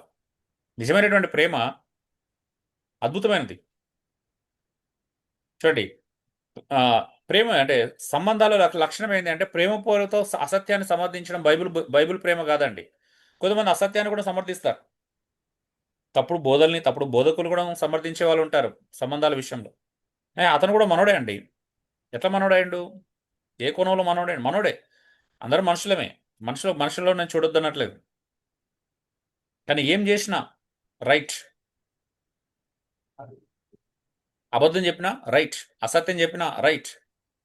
అది నిజమైనటువంటి బైబిల్ సంబంధమైనటువంటి ప్రేమ కాదు. చూడండి, ఎఫెసీ పత్రిక 4:20లో మనం చూస్తున్నాం, ప్రేమతో సత్యాన్ని పలుకుమంటాడు. మనం ఒకరికొకరు అవయవాలం కనుక ప్రేమతో సత్యమనే మాట్లాడాలి పొరుగువానితో. అందుకే రిలేషన్షిప్స్ ఎప్పుడు కూడా నిజాయితీ మీద నిలబడాలని, మోసం మీద కాదు. సంబంధాలు ఎప్పుడు కూడా సత్యం మీదనే కట్టబడతాయి. నిజాయితీ, యథార్థత మీద, ఇంటిగ్రిటీ అనేది చాలా ఇంపార్టెంట్. సంబంధాలు నమ్మకత్వం మీద కట్టబడతాయి. మోసం మీద, అబద్ధాల మీద రిలేషన్షిప్స్ ఎప్పుడు కూడా నిలబడవండి. కొంతమంది అప్పుడు అబద్ధాలు చెప్తా ఉంటారు, మోసం చేస్తూ ఉంటారు. మోసం చేస్తే ఎవరు నిలబడితే? కుటుంబంలో అబద్ధాలు చెప్తారు. కుటుంబంలో అబద్ధాలు చెప్తే భార్య భర్తల మధ్యలో ప్రేమ నిలబడదు, ఎక్కువ కాలం నిలబడదు. సమాజంలో అబద్ధాలు చెప్తే అక్కడ కూడా ఎక్కువ కాలం నిలబడలేవు. సంఘంతో అబద్ధాలు చెప్తే ఎక్కువ కాలం ఇక్కడ కూడా నీ ప్రేమ నిజాయితీగా లేదని అర్థం. ఏదో ఒక సాగు చెప్పుకుంటూ, ఏదో ఒక అబద్ధం చెప్పుకుంటూ కాలం గడిపేస్తూ ఉంటే అది కూడా రైట్ కాదు. సో అందుకే ట్రూత్ అనేది చాలా ఇంపార్టెంట్. సత్యం, నిజం, యథార్థత, నీతి, నిజాయితీ, యథార్థత అనేది రిలేషన్షిప్లో చాలా బలమైనటువంటి లక్షణం. అది చాలా మందికి లేనిది. అవి చాలా మందికి కావాల్సినది, మనందరం తెచ్చుకోవాల్సింది, మనందరం పొందుకోవాల్సినటువంటిది. ఎఫెసీ 4:16 కూడా అదే అంటాడు, ప్రేమ కలిగి సత్యం చెప్పాలి, క్రీస్తు వల్ల ఉంటాం సాగిపోదాం. ప్రేమ కలిగి సత్యం చెప్తానంట. ప్రేమ ప్లస్ సత్యం విడదీయలేం. ఈవెన్ కొన్నిటి బైబిల్లో విడదీయలేము. ప్రేమను పరిశుద్ధతను విడదీయలేం, ప్రేమను సత్యాన్ని విడదీయలేం, విశ్వాసానికి క్రియలు విడదీయలేం. అవునా? అవి రెండు కలిసి ప్రయాణం చేసేటి. అవునండి? ఒక కాయిన్కి రెండు వైపులా అంటే హెడ్ అండ్ టైల్స్ ఉన్నట్టుగా ఉమ్, ఒక నోటికి 2 సైడ్ల ప్రింట్ ఉన్నట్టుగా ఇవి కలిసి నడుస్తాయి. వీటి విడతీయలేం. విడదీస్తానికి అర్థం ఉండదు ఫస్ట్ ఆఫ్ ఆల్.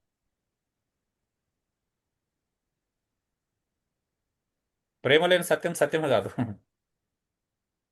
సత్యం లేని ప్రేమ కూడా ప్రేమ కాదు.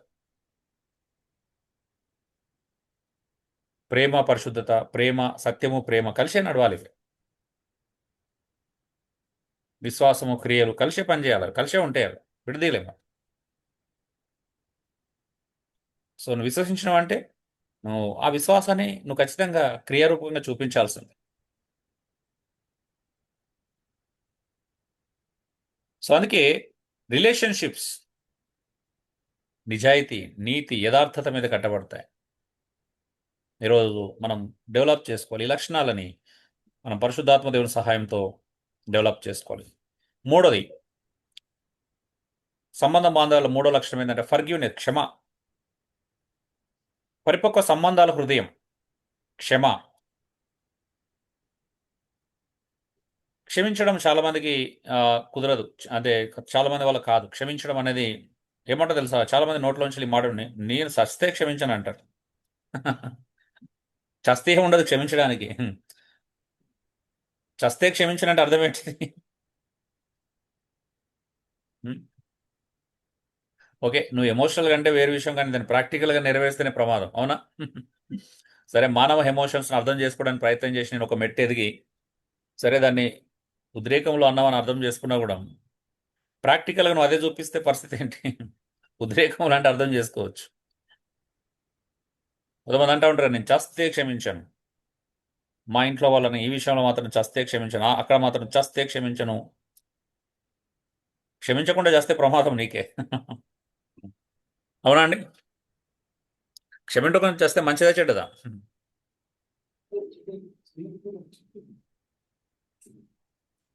సో క్షమించడం అంటే తప్పును సమర్థించడం కాదండి. చాలా మంది ఏమనుకుంటారు అంటే క్షమించడం అంటే తప్పును సమర్థించడం అనుకుంటారు. No no. క్షమించడం అంటే తప్పును సమర్థించడం కాదు. దాని అర్థం ఏంటంటే నాలో ప్రతీకారం లేదు, నాలో పగ లేదు, నాలో నీ పట్ల ఎలాంటి ద్వేషం లేదని కనబరచడం. సింపుల్. మీరు ఈ కోణం చూడడానికి ప్రయత్నం చేయండి. క్షమాపణ అంటే ఏంటి? నువ్వు క్షమిస్తున్నావు అంటే అర్థం ఏంటంటే నాకు ఏం లేదు, నా లోపల ఎలాంటి గ్రడ్జ్ లేదు, నాకు ఎలాంటి వ్యక్తిగత ద్వేషం లేదు, నాకు వ్యక్తిగతమైనటువంటి కోపం లేదు, నాకు వ్యక్తిగత ప్రతీకారం లేదు, పగ లేదు అని అర్థం చూపించడానికి. చూడండి, యేసు ప్రభు సిలువలో ఆయన శిక్షించినప్పుడు చేసింది అదే. తండ్రి వీరు ఏం చేస్తున్నారు, వీరు ఎరగారు, వీరికి క్షమించమని. అంటే నాకు ఎలాంటి కోపం లేదు, నన్ను శిక్షించినందుకు నాకు ఎలాంటి ద్వేషం లేదు. స్టెఫెన్ అదే చెప్పాడు, వీళ్ళని క్షమించమన్నాడు. దాని అర్థం ఏంటిదంటే నాకు వీళ్ళ మీద ఎలాంటి కోపం లేదు, ఎలాంటి ద్వేషం లేదని చెప్తున్నాడు. కదా? అంటే క్షమాపణకి చాలా క్రమాలు ఉన్నాయి. అంటే ఒక వ్యక్తి నన్ను వచ్చి క్షమాపణ అడగకుండానే క్షమాపణ చెప్పమని అర్థం కాదు. దీని అర్థం ఏంటి అంటే నాకు క్షమించే గుణం గురించి మాట్లాడుతున్నాడు ఇక్కడ. మనందరికీ ఉండాల్సిన క్షమించే గుణం ఉండాలి ఒక క్రైస్తవం లోపల. ఆ గుణం ప్రాముఖ్యమైనది. ఫర్గివ్నెస్ అనేటువంటి హార్ట్ ఉండాలా. సంబంధాలు మెరుగుపరచుకోవాలంటే, సంబంధాలు ముందుగా వెళ్ళాలి అంటే ఏం చేయాలనంటే అక్షమించేటువంటి గుణం. కొన్నిసార్లు నాకు ఒక్కనికే కాదు, చాలా మందికి ఆ పరిస్థితి వస్తూ ఉంటుంది. ఏంటి తెలుసా, మనం ఏ తప్పు చేయకుండా సంబంధాలను కాపాడుకోవడానికి క్షమాపణ చెప్పాల్సి వస్తుంది. గత వారం నేను ఏ తప్పు చేయకపోయినా పదే పదే ఒక వ్యక్తికి క్షమాపణ చెప్పాల్సి వచ్చింది. ఎందుకంటే సంబంధాలు కాపాడుకోవడానికి, జస్ట్ రిలేషన్షిప్ బిల్డ్ చేసుకోవడానికే. ఒకవేళ నేను ఏ తప్పు చేయలేదు, నేనెందుకు క్షమాపణ చెప్పాలంటే అది వేరైపోతుంది, అక్కడ రిలేషన్షిప్ బ్రేక్ అవుతాయి.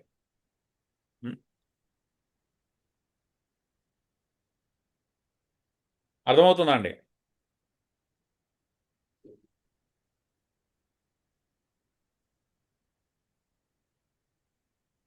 దాని అర్థం ఏంటి అంటే వాళ్ళు ఏం చేసినా సమర్థిస్తున్నామని అర్థం కాదు. ఇది రిలేషన్షిప్ దాంట్లో మాట్లాడుతున్నా. సంబంధాలను మెరుగుపరచుకోవాలంటే కొన్నిసార్లు తప్పు చేయకపోయినా క్షమాపణ చెప్పాల్సి వస్తుంది. ఎదుటి వ్యక్తి హట్ అయినందుకు క్షమాపణ మాట, మనం తప్పు చేసినది కాదు. ఎదుటి వ్యక్తి కొన్నిసార్లు సున్నిత మనసుకుడు ఉంటాడు, చిన్నగా ప్రతి చిన్న విషయానికి హట్ అయిపోతాడు. అలాంటి వాళ్ళను కాపాడుకోవాలంటే మనం కొన్నిసార్లు తప్పు లేకపోయినా క్షమాపణ చెప్పాల్సి వస్తుంది. ఎందుకు, నేను తప్పు చేసినా క్షమాపణ చెప్పడం కాదు, నువ్వు హట్ అయినా కాబట్టి నేను క్షమాపణ అడుగుతున్నా. నువ్వు గాయపరచబడ్డావు, నువ్వు నొప్పించబడ్డావు కాబట్టి సారీ, క్షమాపణ. So we need to growth అండి. వీ హ్యావ్ టు గ్రో అంతే. మనం ఎదగాలి, చాలా విషయాలు ఎదగాలి. ఇంకెక్కడో అయిపోయినాం, జర్నీ అయిపోయినాం. కెరీర్, లైఫ్, సంపాదన, ఉద్యోగం, సమయం అక్కడే వెచ్చిస్తున్నాం. కానీ ఎదగాల్సినటువంటి ఇన్నర్ మ్యాన్ ఎదిగించట్లేదు మనం. అవుటర్గా మంచిగా ఎదిగిస్తున్నాం, అవుటర్గా మంచి బట్టలు తీసుకుంటున్నాం, మంచి మేకప్ చేసుకున్నాం, మంచి అవి తప్పేం కాదు. మంచి బట్టలు వేసుకోవడం తప్పు కాదు, మంచి అందంగా కనిపించడం తప్పు కాదు. Where is our inner beauty? మన అంతరంగ స్వభావం యొక్క అందం ఎక్కడ, సౌందర్యం ఎక్కడ? నిజమైనటువంటి సౌందర్యం అంతరంగం నుంచి పుట్టాలి. అంతరంగ సౌందర్యం కాదా మనకు కావాల్సింది. ఉం?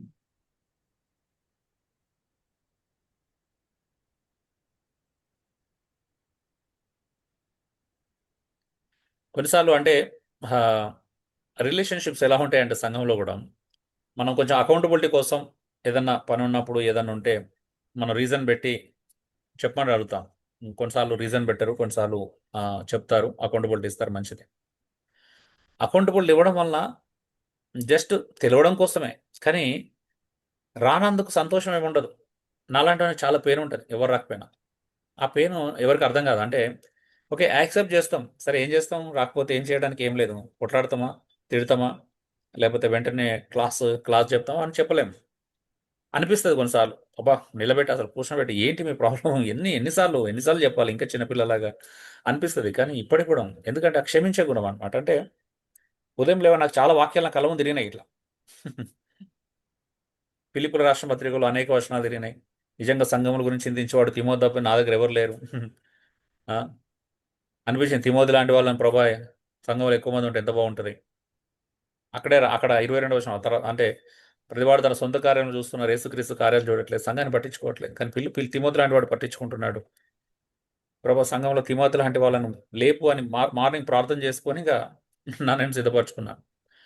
అంటే చాలాసార్లు మనకు అంటే ఆ పెయిన్ ఏమవుతుంది అని అంటే, అందుకే ఆ పెయిన్ వచ్చినప్పుడు రిలేషన్షిప్ కాపాడుకోవాలి. Relationships important. అందుకే క్షమించడం అంటే మీరు ఏం చేసినా నేను సమ్మతిస్తున్నాను అర్థం కాదు. ఎవరు సమ్మతించారు? నాకు నీ పట్ల ఎలాంటి నేను కాముగా ఉన్నానంటే దాని అర్థం ఏంటంటే, ఈరోజు ఏం మెసేజ్ పెట్టలేదంటే దాని అర్థం ఏంటంటే, మీ పట్ల నాకు ఎలాంటి వ్యతిరేకత లేదు, మీ పట్ల నా హృదయంలో ఎలాంటి తప్పుడు ఆలోచన లేదు, బాధ తప్పించి అని అర్థం. ఇక్కడ నా గురించి కాదు, అందరి గురించి చెప్తున్నాను. ఇక్కడ దాని అర్థం చెప్తున్నాను క్షమ అంటే. మనం హర్ట్ అయినప్పుడు క్షమాపణ లేకపోతే ఏం చేస్తాం అంటే ఇతరులను హర్ట్ చేస్తాం. అది ప్రాబ్లం.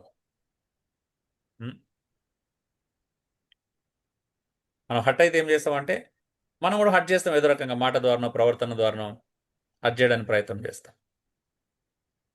అది నేను చేసుకుంటూ వస్తున్నాను రోజు రోజుకి. అది అంటే ఇంకా క్షమలో ఎదుగుతూ ఉన్నప్పుడు ఇది సాధ్యపడుతూ ఉంటుంది. కొన్నిసార్లు మనం హర్ట్ అయినప్పుడు అక్కడ నుండి వెళ్ళిపోతాం. కొంతమంది ఏం చేస్తారు అంటే క్షమించలేని పరిస్థితిలో ఉండి అక్కడి నుంచి వెళ్ళిపోతారు, ఇంకా ఆ లొకేషన్ నుండి తప్పించుకొని వెళ్ళిపోతారు. లేదు అని అంటే ఆ గ్రూప్ నుండి వెళ్ళిపోతాం కొన్నిసార్లు.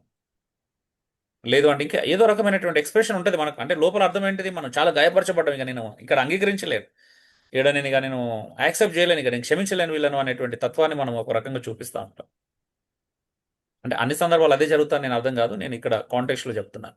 కొన్నిసార్లు ఇది కూడా కారణం, అంటే క్షమించలేని పరిస్థితులు అలా కూడా చేస్తారు, అలాంటి రియాక్షన్స్ కూడా ఉంటాయి. కొంతమంది నచ్చకపోతే వాళ్ళకి ఏదైనా హర్ట్ అయినట్టు అనిపిస్తే సంఘానికి రావడం మానేస్తారు. అంటే ఇవన్నీ క్షమాగుణం లేకపోవడం, సహోదరులను అర్థం చేసుకోకపోవడం. సో మళ్ళీ చెప్తున్నాను, క్షమించడం అంటే తప్పును సమర్థించడం కాదండి. నాలో ప్రతీకారం లేదు, నాలో నీకు పట్ల ఎలాంటి వ్యతిరేకత లేదు, నాలో ద్వేషం లేదు, నాలో నీకు పట్ల కోపం లేదని విడిచిపెట్టడం. మన సైడ్ అన్నమాట ఇది, ఎదుటి వ్యక్తి సైడ్ గురించి కాదు, మన తరపున. నాలుగోది బైబిల్ సంబంధాల ముఖ్య లక్షణాలు వినయం, హ్యూమిలిటీ. అహంకారం సంబంధాలను నాశనం చేస్తుందండి.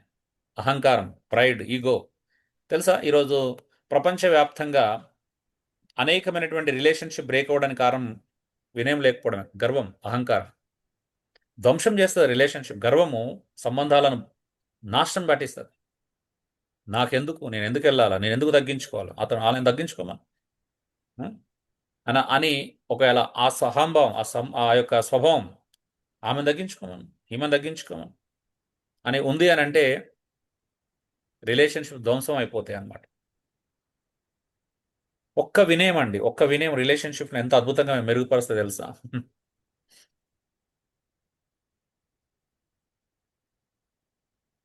సో ఆరోగ్యకరమైన సంబంధాలు వినయంతో, సేవాభావంతో, గౌరవంతో నిర్మించబడతాయండి. నిజమైనటువంటి ఆరోగ్యకర సంబంధాలు మనం తెలుసు. ఫిలిప్పీల రాష్ట్ర పత్రిక 2 పౌలు వేడుకుంటున్నాడు, అందరూ ఏక మనసు, ఏక హృదయం, ఏక తత్పరం కలిగి ఒకదాని అందే మనసు ఉంచండి, నా సంతోషం సంపూర్ణం చేయండి, ఈ కక్షలు, కలహాలు, విభేదాలు మానండి, వినయ మనస్కులండి. ఎంత బాగుంది, వినయ మనస్కులై, తగ్గింపు స్వభావం, హ్యూమిలిటీ.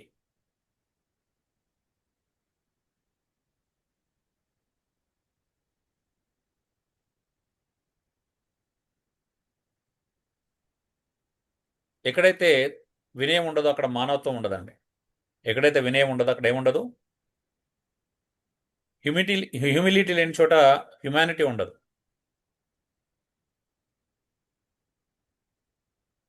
అంతే కదా? ఏమంటారు, అవునా కదంటారు? అవునండి.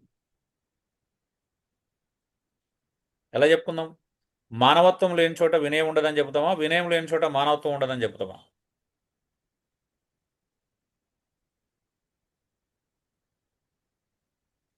So where there is no humility, there is no humanity. అంటే మానవత్వం, వినయం లేని చోట, వినయ మనసు లేని చోట మానవత్వం ఉండదు. మానవత్వం లేదు అంటే సంబంధాలు ధ్వంసం అవుతాయి, రిలేషన్షిప్స్ బ్రేక్ అవుతాయి, నాశనం అయిపోతాయి. అందుకే బైబిల్ సంబంధాల ముఖ్య లక్షణాల్లో వినయం అద్భుతమైనది. వినయం లేకపోతే రిలేషన్షిప్ బిల్డ్ కావండి. కొంతమందికి అది ఉండదు. అందుకే తొందరగా అలాంటి వాళ్ళు ఏ కాలంలోనైనా విడిపోవచ్చు. ఏ కాలం, భార్యాభర్తలు విడిపోవచ్చు, ఎవరికైనా దూరం కావచ్చు, ఈజీ. అది తగ్గింపు లేకపోవడమే కదా.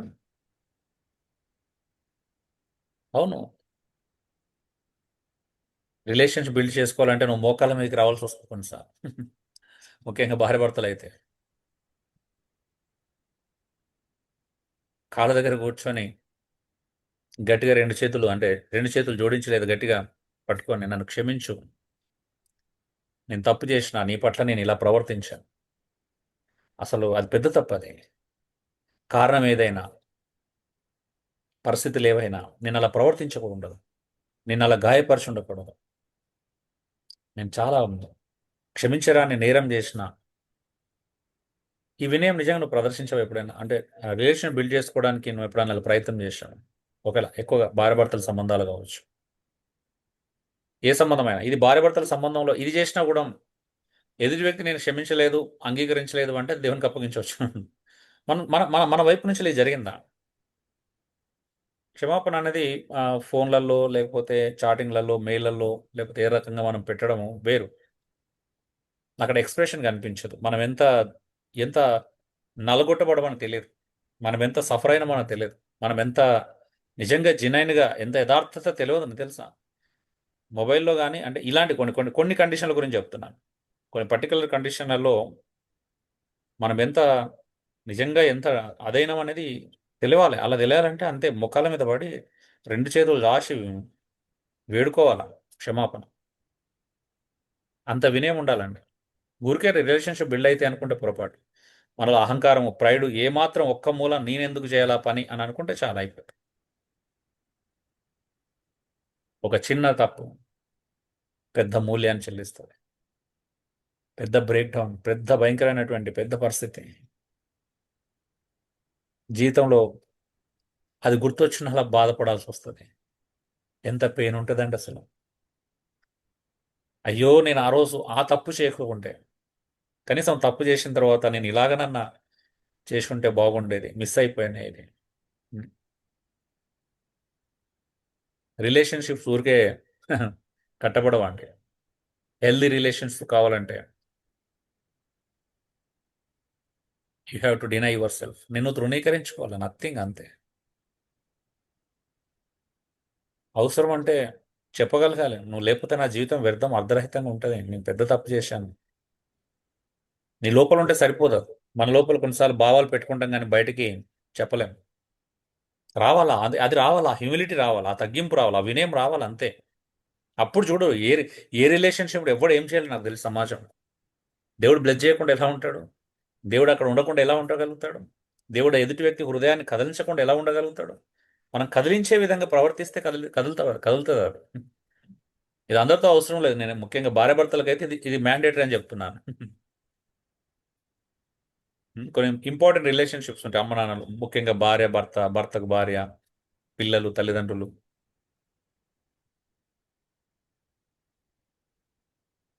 అన్నదమ్ముల దగ్గర, అక్క చెల్లెల దగ్గర కొంత అవసరం ఉంటే ఎంత తగ్గించుకోవాల్సో తగ్గించుకోండి. రిలేషన్షిప్ ముఖ్యం అనుకున్నప్పుడు తగ్గించండి. తగ్గింపు కలిగి ఉండండి. అప్పుడే రిలేషన్షిప్ బిల్డ్ అయితే ఆరోగ్యకరమైన హెల్దీ రిలేషన్షిప్స్ వావ్ ఎంత బాగుంటాయండి. ఉం.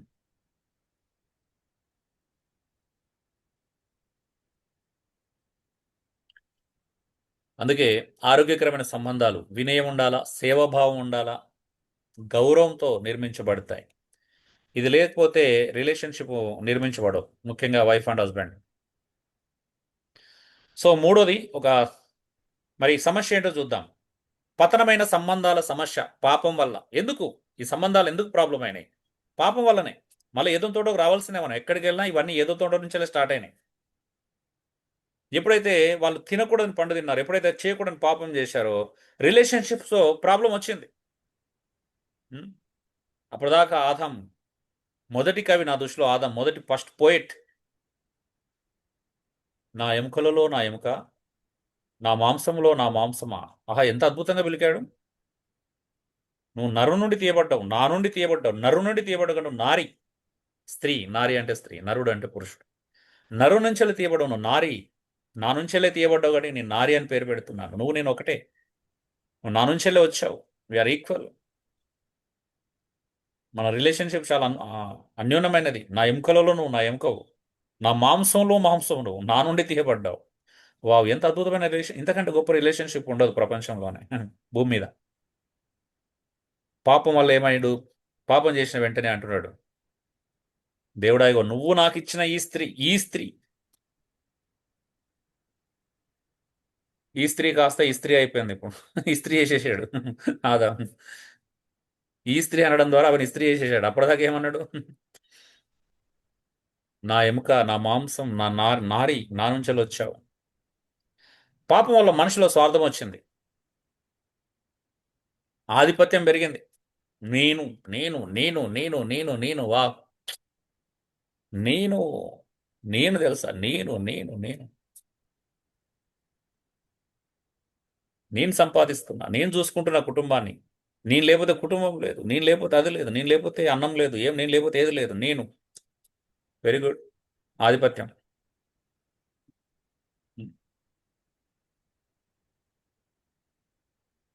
నేను కాబట్టి నేను ఇట్లా ఓర్చుకుంటున్నాను, లేకపోతే వేరేటోడైతే నేను ఎప్పుడు అది చేసేవాడు. నేను కాబట్టి నేను ఇలా ఉన్నాను, వేరే టైం అయితే తెలంగాణ భాషలో కొన్ని పదాలు ఉంటాయి కదా, ముప్పు తిప్పలు పెట్టి 3 చెరువుల నీళ్ళు తాగించేవాళ్ళు ఇప్పటికన్నా. ఇట్లాంటి డైలాగ్స్ వస్తాయి అన్నమాట. ఆధిపత్యం రకరకాల ఆధిపత్యంలోనే రాకపోవచ్చు, జనరల్ కూడా రావచ్చు. ఓకే. అసూయ, ద్వేషం వచ్చాయి. ఏమేమి వచ్చాయి? మనిషి పాపం చేయడం వల్ల స్వార్థం వచ్చింది. ఫస్ట్ స్వార్థాన్ని. సో మనం బీబిలికల్గా ఆలోచన చేసినప్పుడు అది యూనివర్సల్ వీక్నెస్ అనమాట, యూనివర్సల్ సిన్. స్వార్థం, ఆధిపత్యం, నేనెక్కువ అంటే నేనెక్కువ, నేనెక్కువ అంటే నేనెక్కువ, అసూయ, ఓర్వలేనితనం, ఈర్ష్య, ద్వేషం వచ్చింది.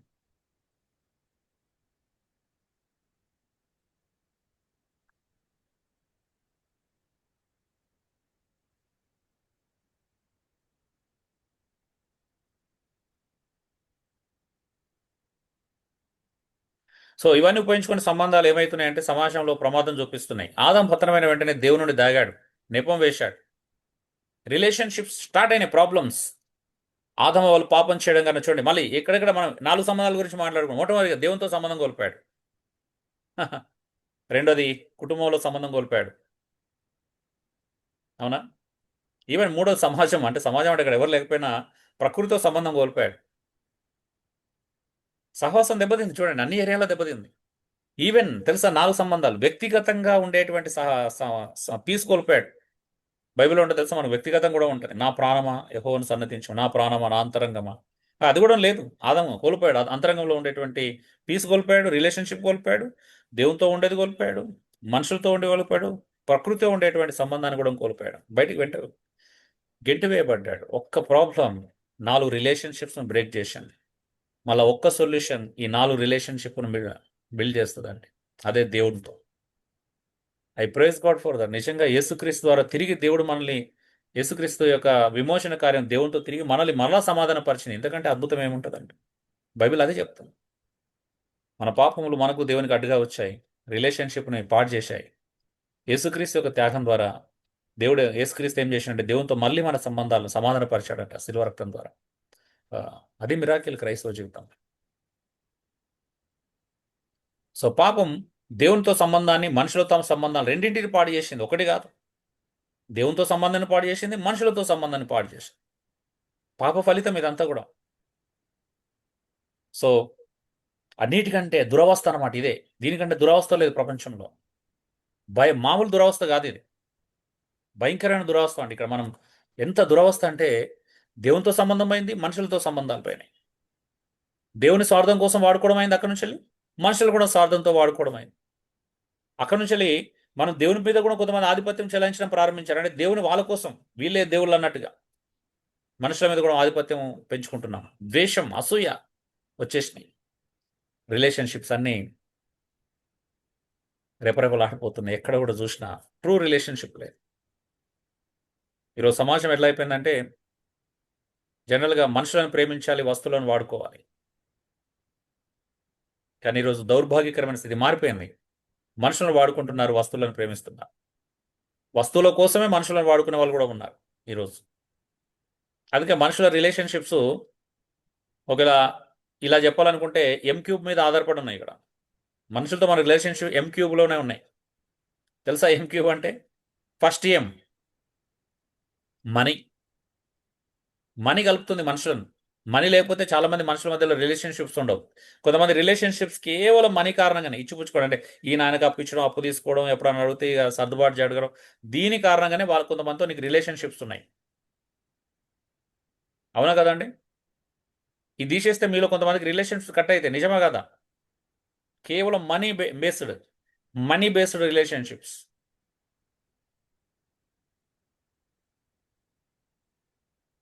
బై గాడ్స్ గ్రేస్ మాకు అలాంటి వాళ్ళతో ఒక్క రిలేషన్షిప్ కూడా లేదండి. ఒక్క రిలేషన్షిప్ కూడా లేదు.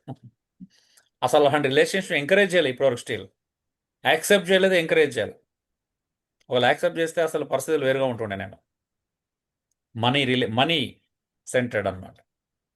అది లేకపోతే మీరు చాలామందితో, కొంతమందితో సంబంధాలు కూడా కలిగి ఉండలేరు.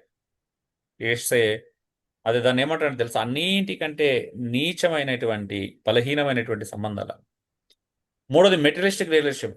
సెకండ్ అంటే వస్తువులు. నా దగ్గర వస్తువు ఉంది, నువ్వు అవసరతను వాడుకోవాలి, నీ దగ్గర వస్తువు నేను వాడుకోవాలి. దీన్ని బట్టి కొంతమందికి రిలేషన్షిప్స్ ఉంటాయి. వస్తువులు లేకపోతే రిలేషన్షిప్ ఉండదు అక్కడ. అంటే కొంత తప్పని చెప్పడానికి తప్పు, అది ఇది మూలంలో తప్పని చెప్తున్నాను. అంటే ఉద్దేశం అదే ఉంటే మాత్రం తప్పు. కానీ ఉద్దేశం అది లేకుండా మనం ప్రేమను పంచుకుంటూ ఒకరి అవసరతలు ఒకరు తీర్చుకోవడం తప్పు కాదు. ఎందుకంటే మానవుని యొక్క రిలేషన్షిప్స్ అంటే నిజంగా ఒకరి అవసరతలు ఒకరు ఖచ్చితంగా తీర్చుకోవాలి. ఒకరి వస్తువులు ఇంకొకరికి ఉపయోగపడాలి. అది తప్పు కాదు. నాకు మనీ ఉంటే నీకు ఉపయోగపడాలి, నీకు మనీ ఉంటే నాకు, ఇది తప్పు కాదు. ఇక్కడ ఏది తప్పు అని చెప్తున్నాను, మంచిగా వినండి. అదే సెంటర్డ్గా రిలేషన్షిప్స్ ఉన్నాయంటే తప్పు.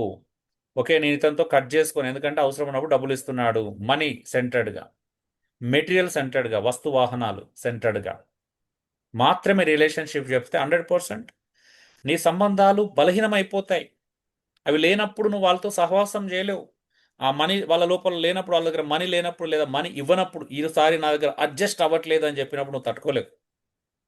నాకు ఎందుకు అనుకుంటావు, ఏ వ్యక్తి నాకు అవసరం డబ్బులు ఇవ్వలేదు అంటే 10 సార్లు అవసరం డబ్బు ఇచ్చి ఒక్కసారికి ఇవ్వలేదనుకో, నువ్వేమనుకుంటావు చెప్పండి?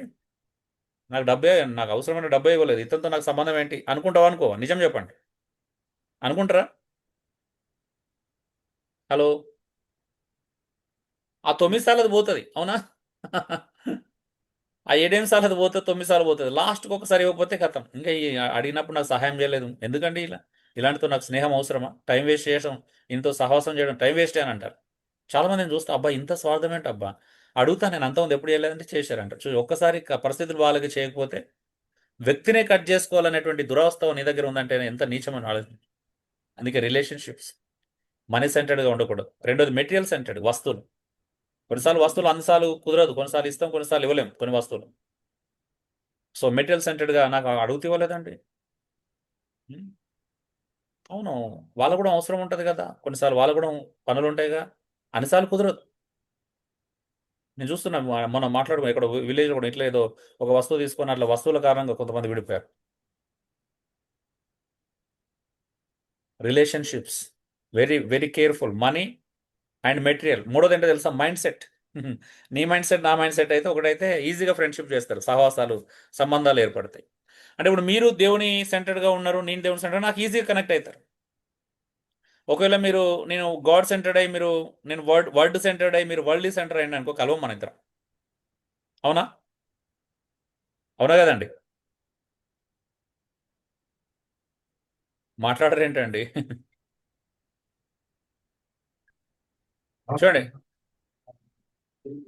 చూడండి, ఇప్పుడు ఇద్దరు సిగరెట్ అలవాటు తొందరగా ఫ్రెండ్స్ అవుతారు, ఎందుకంటే వీనికి అలవాటు ఉంది వాళ్ళకి తొందరగా కలిసిపోతారు.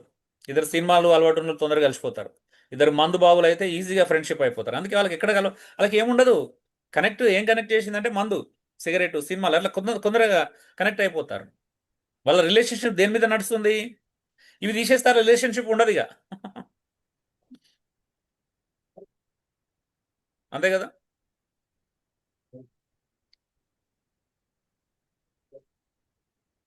అదే వాస్తవం.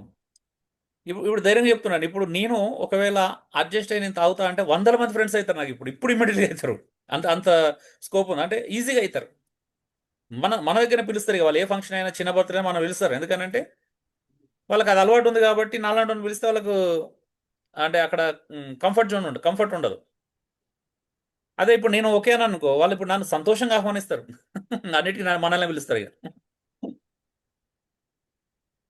సో రిలేషన్షిప్స్ అయితే మనీ సెంటర్డ్గా ఉంటే ప్రమాదం, మెటీరియల్ సెంటర్డ్గా ఉన్న ప్రమాదమే. మైండ్ సెట్లో రెండు ఉన్నాయి, పాజిటివ్ నెగిటివ్ ఉన్నాయి.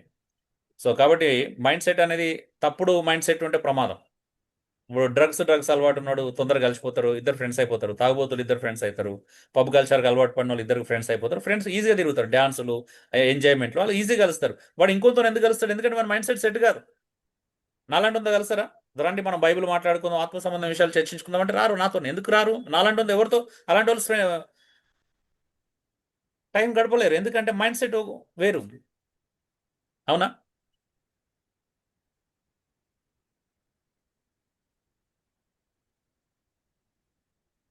సో మన రిలేషన్షిప్స్ అన్ని ఈ మూడింటి మీదనే డిపెండ్ అయి ఉంటాయి. Money centred or material centred or mind set centred, అంతే. ప్రమాదం అది, చాలా డేంజర్.